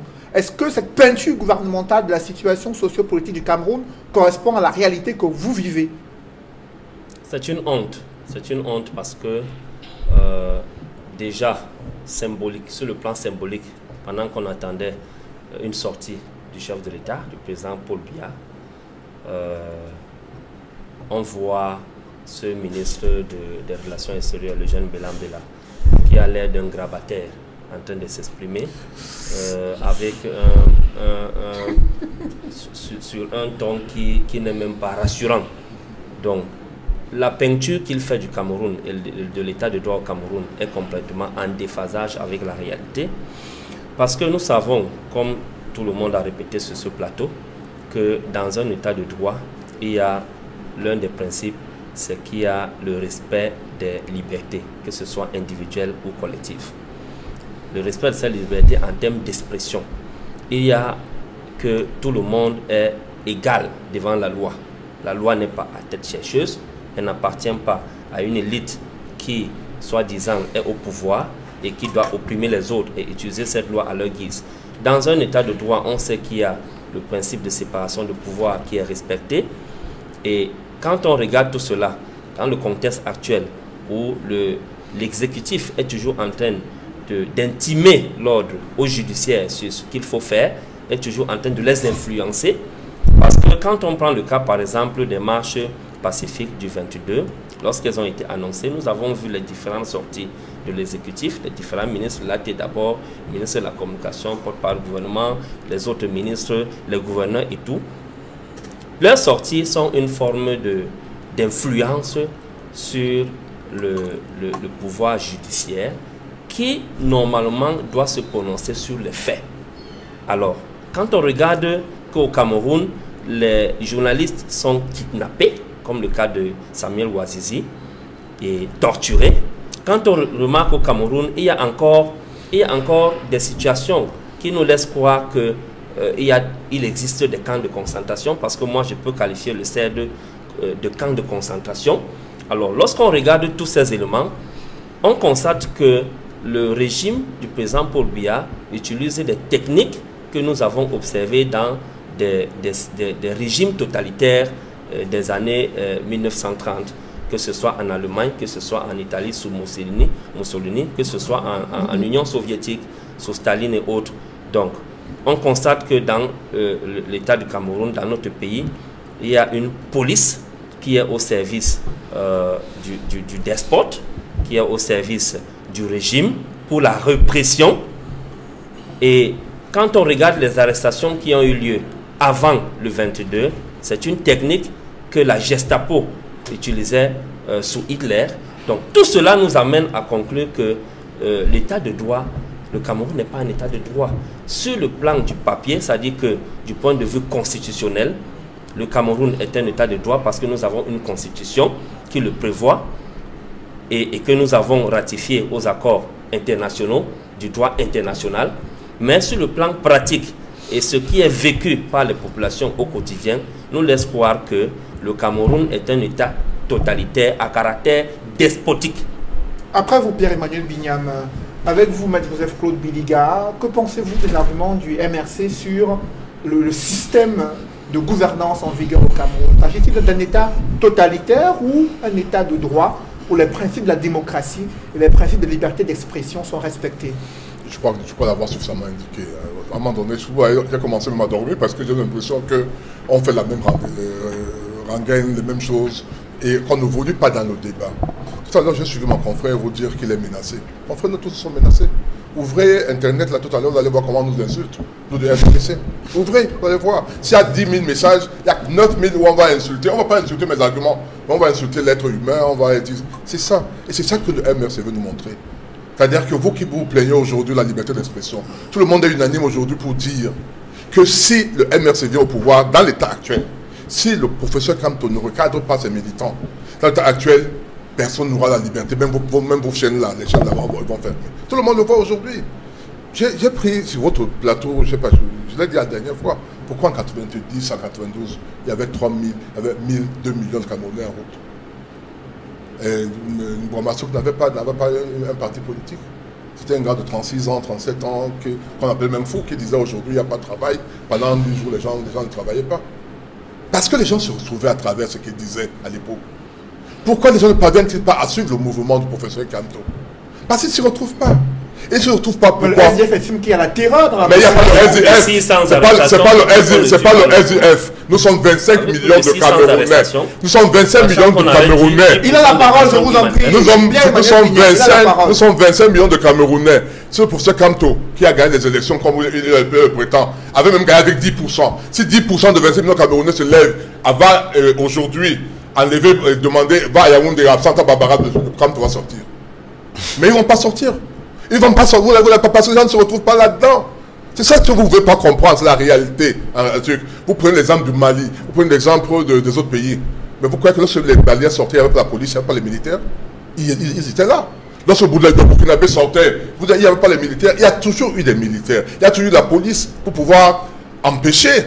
Mais lorsque ce qu'on appelle la masse critique est là, aucun pouvoir, aucun militaire ne peut le faire. Et c'est ça qu'on ne veut pas comprendre en réalité. Parce que le Camerounais aujourd'hui, je le dis en toute sincérité, j'ai pris un exemple banal. Mon confrère, je vois bien, je sais que tu es très courageux, écrit tout à l'heure un mot contre le MRC. Mais donc, l'a subi. Madame Kawala est en train de le suivre, elle est en train d'être battue. On l'a insulté, on a appelé Maître Ndoké de Mboua, etc. Lisez oui, que je vous envoie les tests. Elle était même dans le... Je ne parle pas de trucs de hier là, je parle quand elle a commencé à dire qu'elle n'est plus dans la lutte, dans le plan de résistance où on disait qu'il faut à tout prix que le professeur Kamto soit installé à Pourquoi vous mêlez? Parlez-nous des militants du RDPC. Vous parlez de RDPC, tout de vous. J'en suis pour là maintenant. Je parle de MRC. Vous n'avez pas de RDPC, du chef d'État que vous avez insulté tout à l'heure encore. Tout le monde a insulté. C'est pas possible. Vous le mettez ça, Maître, tout à l'heure, vous, tout le monde a souri. Tout à l'heure, on a souri, n'est-ce pas? Tout à l'heure, on a souri. Dites-leur la vérité. Regardez, on vous regarde. On n'a pas souri lorsqu'on a parlé elle a dit un mot qui nous a fait sourire, toi et moi. Messieurs, s'il vous plaît. Je ne suis pas dans les insultes. Je parle des faits. Quand vous parlez de RDPC, vous êtes à l'aise. Dès que je commence à parler de MRC, vous commencez à dire non, ne parlez pas de nous. Mais voyez bien que vous êtes dans l'opposition. Vous m'empêchez, moi, de RDPC, de parler de vous. Nous avons si dit demain, vous aurez le pouvoir, ne vous mêlez pas si demain, je vous en prie. Vous vous mêlez de RDPC, je vous en prie, il a la parole. Vous mêlez de RDPC, Maître Joseph-Claude Biliga, vous avez le pouvoir. La plupart des membres du gouvernement sont des militants du RDPC. Et l'expression démocratique voudrait que le parti au pouvoir permette à ceux de l'opposition de pouvoir, eux aussi, exprimer leur point de vue sur la politique de la nation. Pourquoi empêcher, en tant que militant du RDPC, que d'autres formations politiques puissent utiliser les voies et moyens afin de faire entendre un autre son de cloche au Camerounais? Le RDPC n'interdit personne. Moi, je suis représentant de RDPC sur ce plateau, je n'interdis personne. L'État est un État laïque d'une manière générale. L'État, il est un État républicain. Donc, ne dites pas que moi... Dans ce cas, puisque le parti au pouvoir estime que le MRC n'a aucune force politique, ce que je dis, pourquoi n'avoir pas laissé ce mouvement pour la renaissance du Cameroun organiser ses marches et là, maintenant, juger du fait qu'il n'y aurait pas eu, selon vous, une mobilisation autour de cette annonce faite par le leader du MRC? Je dis que si le MRC estime qu'ils c'est eux qui ont le pouvoir, je dis qu'ils sont les plus nombreux, qu'ils bafouent la loi, qu'ils descendent, qu'ils fassent leur marche malgré la... C'est ce que les gars, les bailleurs souterrains et autres ont fait. C'est ce que les autres ont fait aux Zaïre, aux RD Congo et autres. Il ne suffit pas de rester sur le plateau de télévision, commencer à haranguer, à dire que nous sommes nous qui avons le pouvoir, c'est nous le peuple. Le peuple, ce n'est pas le plateau de télévision, ce n'est pas Internet. Le peuple, c'est sur le terrain. Vous trouvez normal que le professeur Kamto soit, comme vous dites là, ambassadeur chez lui. J'utilise même votre thème. Oui. Et qui n'est même pas 10 personnes pour demander aux gars venez libérer notre président. Nous n'allons pas tomber dans ce piège parce que tout ce que vous connaissez, alors, c'est la violence. Et vous nous attendez sur ce registre, sur ce terrain-là. Effectivement, nous n'allons pas le faire. Ce que je dis, parce que vous connaissez que on n'a pas besoin de violence. Vous avez le marteau et vous voyez les clous partout pour frapper. Lorsque on dit qu'on est populaire, ça se voit sur le terrain. C'est pas sur les réseaux sociaux. C'est sur le terrain que ça se voit. Quand on prend... Monsieur Bignam, vous me laissez parler. Maître Joseph-Claude Biliga a la parole. Monsieur Bignam n'est même pas au pouvoir, il m'empêche de parler. Quand tu seras au pouvoir, je sais que nous n'en parlera plus. C'est ce que je vous reproche. C'est ce qu'on vous reproche, mon fils. C'est-à-dire que vous ne pouvez pas comprendre aujourd'hui que vous qui refusez, qui estimez que la RDPC refuse la contradiction, vous êtes des dictateurs. Nous sommes mais tout le monde le voit, tout le monde le voit. Et je dis une chose, vous n'êtes pas de l'opposition seule. Lisez-moi votre MRC et Force publique. Donnez-moi 5 partis politiques qui sont derrière vous. Vous avez parlé de pipi. Nous avons une dizaine d'informations. Quel politique, combien? Je vous en prie, on avance. Quel est le poids de ces partis politiques sur l'échiquier national? Quel est le poids des partis politiques qui ne sont pas avec vous, que vous insultez tous les jours? On entend les cabris, on entend les sardinats. Quels sont le poids mettez sur le même plateau, sur des partis qui vous soutiennent et ceux qui ne vous soutiennent pas. Vous verrez où est le peuple camerounais dont vous parlez. Alors après, vous justement permettez à Maître Moustapha Ngouana de réagir. Alors lorsqu'on entend ce débat entre le RDPC et le MRC, à la fois sur les capacités d'influence politique et la crispation de la situation politique au Cameroun, comment sortir de cette situation au moment où le gouvernement brandit aux yeux des Nations Unies qu'il respecte les principes de l'état de droit, des droits de l'homme, la liberté d'expression, et que selon lui, le Cameroun va vers une paix progressive dans les régions anglophones. Comment on sort de cette situation politique où la peinture, selon qu'on est de l'opposition ou du gouvernement, est différente? Vous savez, bon, je comprends. Vous voyez, il y a beaucoup de passion sur le plateau. Oui, M. Biliga a eu raison tout à l'heure lorsqu'il a dit, on a parlé de le jeune Belacom Gravater, j'ai un peu tiqué parce que j'estime qu'il faut quand même un minimum de modération. Donc je dois le dire, il faut de la modération lorsqu'on parle. Donc sur ce point-là, je suis d'accord avec lui, mais il n'a jamais parlé du chef de l'État. Mais ceci dit, je pense que il faut... Aujourd'hui, il y a un blocage institutionnel qui est réel. Les Camerounais, en tout cas les Camerounais qui ont soif de changement, qui sont les plus nombreux et qui parfois ne s'expriment pas véritablement parce que nous avons une capacité électorale d'environ 10 millions, mais à chaque élection, on a autour de 2 millions, 3 millions de personnes 3 millions de personnes qui participent aux élections. Donc il y a toute cette masse de personnes quasi inaudibles, cette masse silencieuse qui ne demandent véritablement qu'à s'exprimer. Le blocage institutionnel auquel nous faisons face, lorsque on est à l'observation, on a la faiblesse de penser qu'il est aujourd'hui difficile, sinon quasi impossible, de pouvoir par la voie d'une élection de faire partir le régime. Je vous dis le fond de ma pensée. Et c'est pourquoi je regrette un peu que l'opposition ne soit pas organisée et qu'il y a toujours des mouvements de solistes et que parfois, même lorsque les mouvements de solistes sont organisés, que les autres formations de l'opposition, au lieu de soutenir ou de se taire, se retrouvent en train de tirer sur les formations qui prennent des initiatives. Aujourd'hui, il faudrait qu'il y ait une véritable mutualisation des forces. Parce que vous avez vu, dans les années 90, il y a eu l'Union pour le changement. C'est l'Union pour le changement qui a porté la candidature du chairman. Donc il ne faut pas qu'on prétende que c'était seulement le SDF. C'est le SDF était à cette époque-là, était charriait davantage de personnes qu'aujourd'hui. Donc il faudrait qu'on puisse taire les égos, parce qu'en réalité, il faut qu'il y ait des concertations préalables, qu'il y ait des communiqués conjoints, que ce ne soit pas des choses faites par les uns et les autres. Parce que malheureusement, je me rends compte qu'il y a beaucoup d'égoïsme dans la classe politique camerounaise. Dans la classe politique camerounaise, les gens veulent beaucoup plus de changements dans leur existence et pas le changement pour le Cameroun. Je dois le dire parce que je dois faire une analyse froide. Il faudrait que les Camerounais puissent s'asseoir, ou bien du moins les leaders d'opinion s'asseyent pour pouvoir faire le diagnostic. Qui est patent, qui est là sous nos yeux? C'est la crise anglophone, c'est les difficultés avec le code électoral, c'est les entraves aux droits et libertés, c'est la malgouvernance, c'est la difficulté à pouvoir inscrire notre pays dans la postérité, c'est la difficulté à pouvoir maintenir la paix du nord au sud, de l'est à l'ouest. Il faut qu'on fasse le diagnostic ensemble.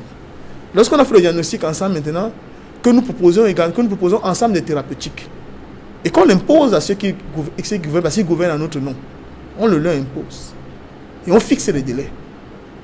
Et que les populations camerounaises sentent que, un peu comme en 90, nous sommes tous ensemble. Parce que j'ai le sentiment que le régime est complètement à l'agonie. C'est pourquoi il va étouffer toutes les initiatives individuelles ou individualistes qui seront prises.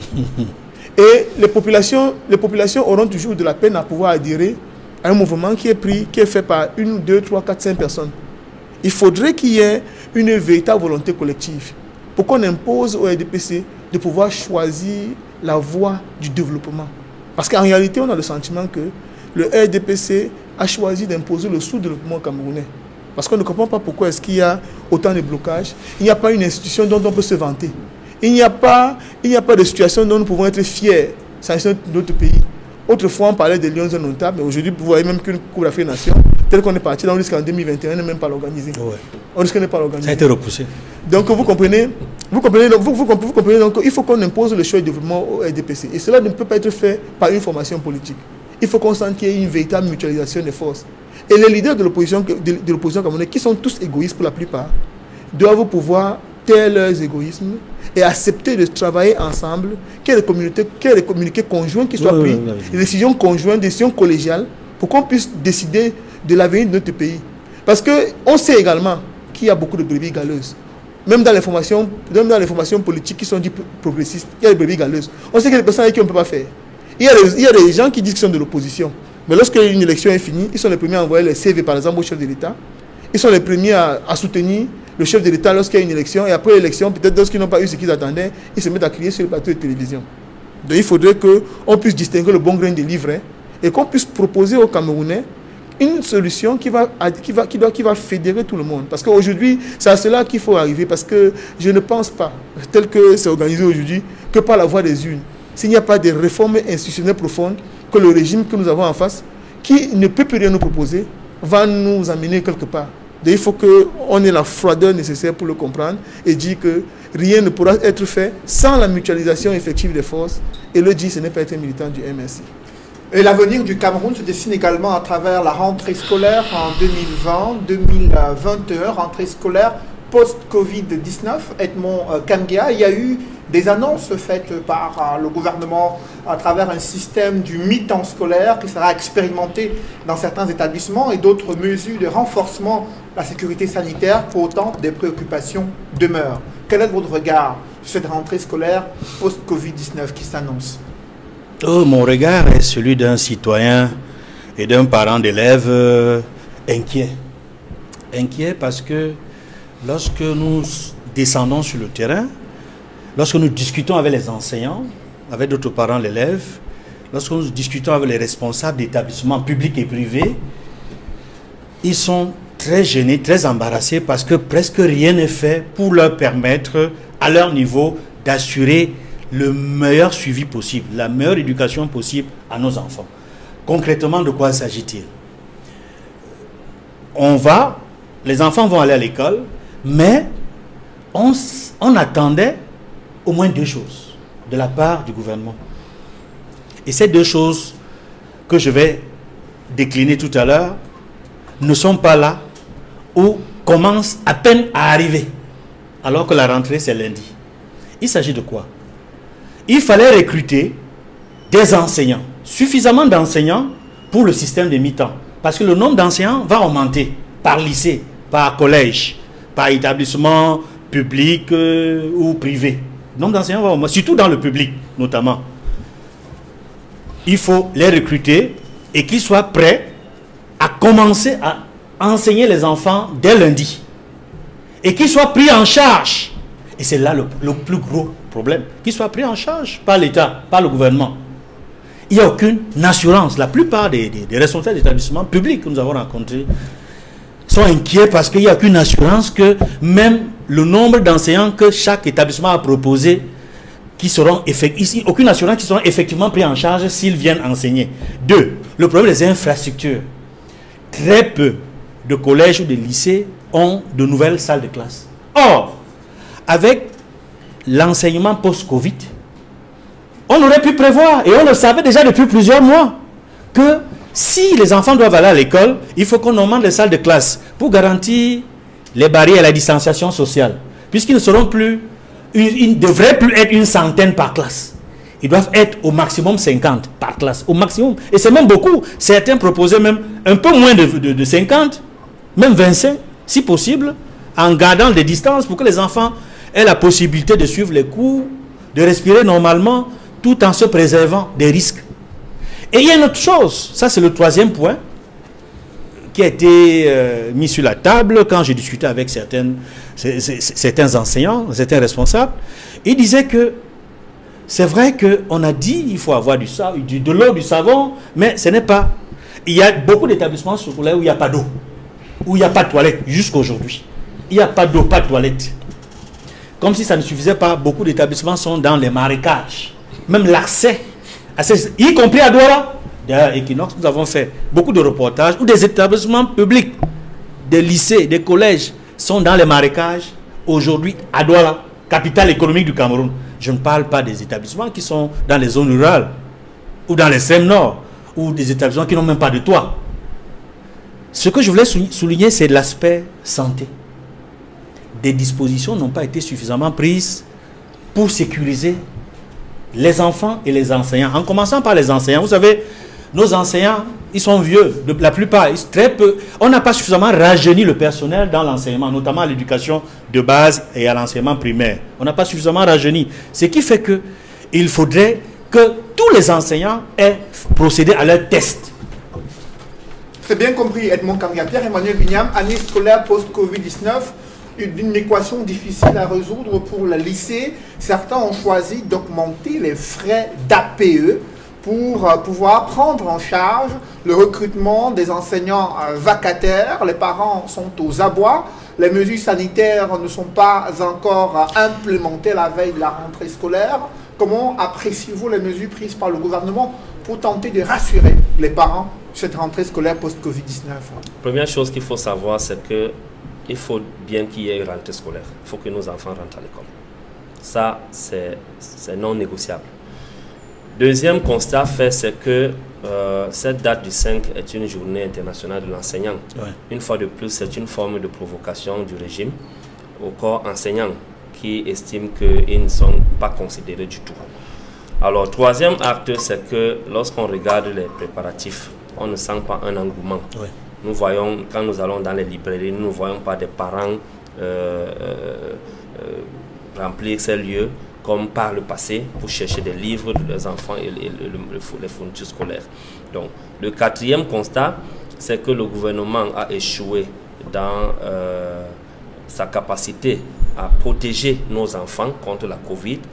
On a vu que tout ce qui a été annoncé comme mesure, ils ont reçu plus de 500 000 tests et dans l'univers testé ne représente même pas 10% des tests que l'État a reçus. Nous avons vu qu'ils ont annoncé que dans les établissements scolaires, ils allaient octroyer des masques aux enfants. Cela n'a pas été fait pendant les périodes préparatives aux examens. Donc, ça fait que c'est une rentrée qui est nonchalante, où l'ambiance n'est pas comme d'habitude. Ajoutez à cela des contraintes budgétaires, la paupérisation des masses qui n'ont pas assez de moyens aujourd'hui. Alors nous pensons que les mesures annoncées ne seront pas à la hauteur de cet enjeu-là. Parlant de l'APE, des frais de l'APE, je dirais que c'est une fois de plus une forme d'arnaque qui est lancée à tout azimut à l'encontre des parents. Parce que voici une occasion où, si l'État avait réussi à transférer des budgets tels que ne serait-ce que même 10% des budgets aux collectivités territoriales décentralisées, cette mission reviendrait aux mairies d'intervenir aussi pour doter cet établissement scolaire-là d'enseignants supplémentaires, ne serait-ce que même s'ils sont dans un cadre contractuel, pour soutenir l'action des mi-temps qui a été lancée. Donc une fois de plus, on est dans des sbroufs.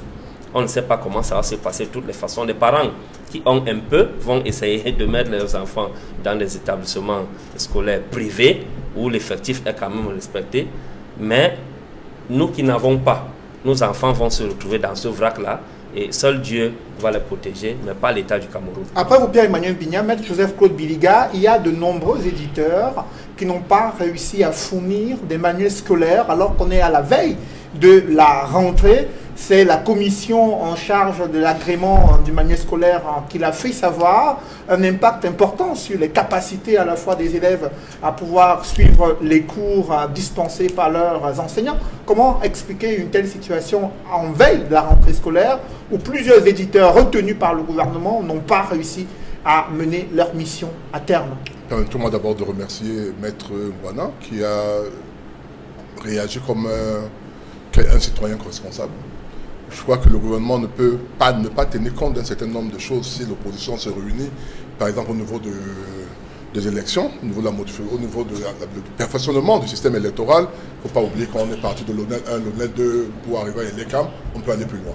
Je crois que c'est ce genre d'opposition dont on a besoin, pas celle qui va pouvoir débarquer quelqu'un qui a été élu. Je pense qu'une opposition qui va en disant nous voulons pour la modification de la Constitution, des règles de jeu, elle est mieux entendue que celle qui dit on va enlever la personne qui est là pour mettre quelqu'un d'autre. Là, c'est la première chose. La deuxième chose également, j'ai suivi ce que M. Kamga vient de dire en réponse à votre question. Il faut d'abord remercier l'Éternel, moi je préfère le dire ainsi, que nos enfants sont allés à l'école. Il y a beaucoup de pays pour lesquels les enfants ont eu une année blanche du suite de Covid-19. N'ont pas pu aller à l'école. Nous, on a pu terminer, les examens ont eu lieu, il y a eu des résultats, c'est quelque chose de positif. L'hécatombe que certains attendaient en disant oui, les enfants vont à l'école, ils vont mourir tous là-bas, on n'a pas vu l'hécatombe. Donc les enfants, je ne sais pas si on nous a indiqué qu'il y avait 10 ou 20 ou 100 personnes qui sont mortes de Covid parmi les élèves, je ne crois pas qu'on en a vu. Ça veut dire que c'est quelque chose de positif. Maintenant, vous savez tous qu'à aucun moment, depuis des années, la rentrée ne commence pas d'une manière véritablement effective, elle y va d'une manière progressive. Le 5, généralement, on va pour mettre la propriété. Nous, on l'a fait à notre époque, on le fait encore aujourd'hui, pour mettre les salles, pour pouvoir mettre la propriété. Et d'une manière les emplois du temps. Voilà, les emplois du temps, etc.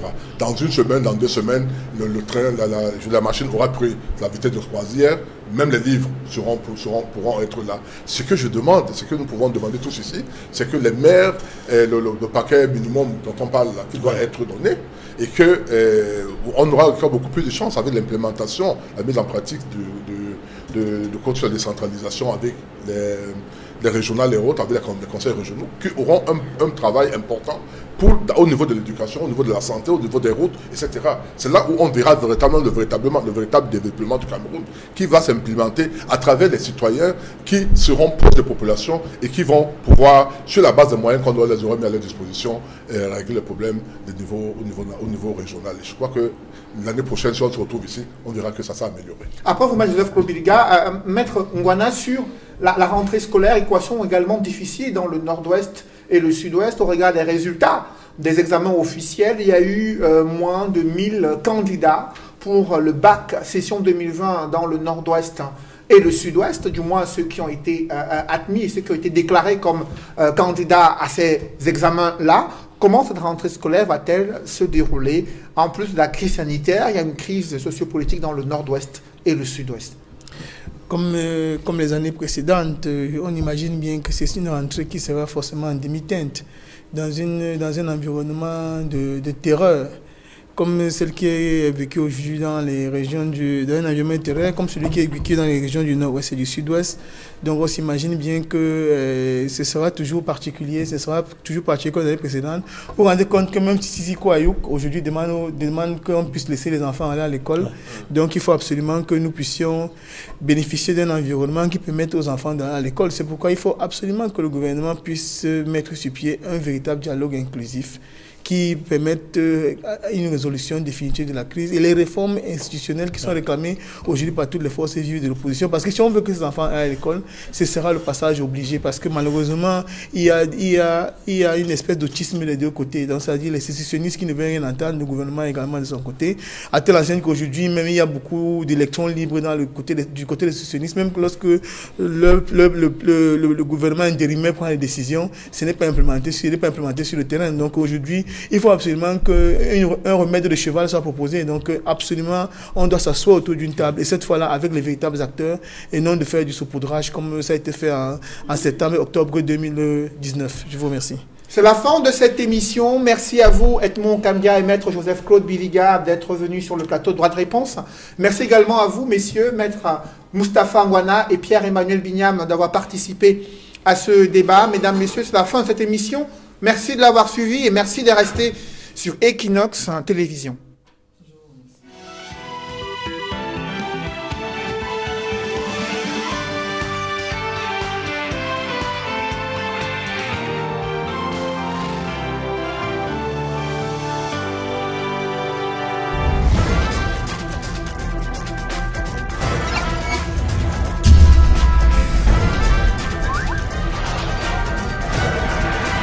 Equinox.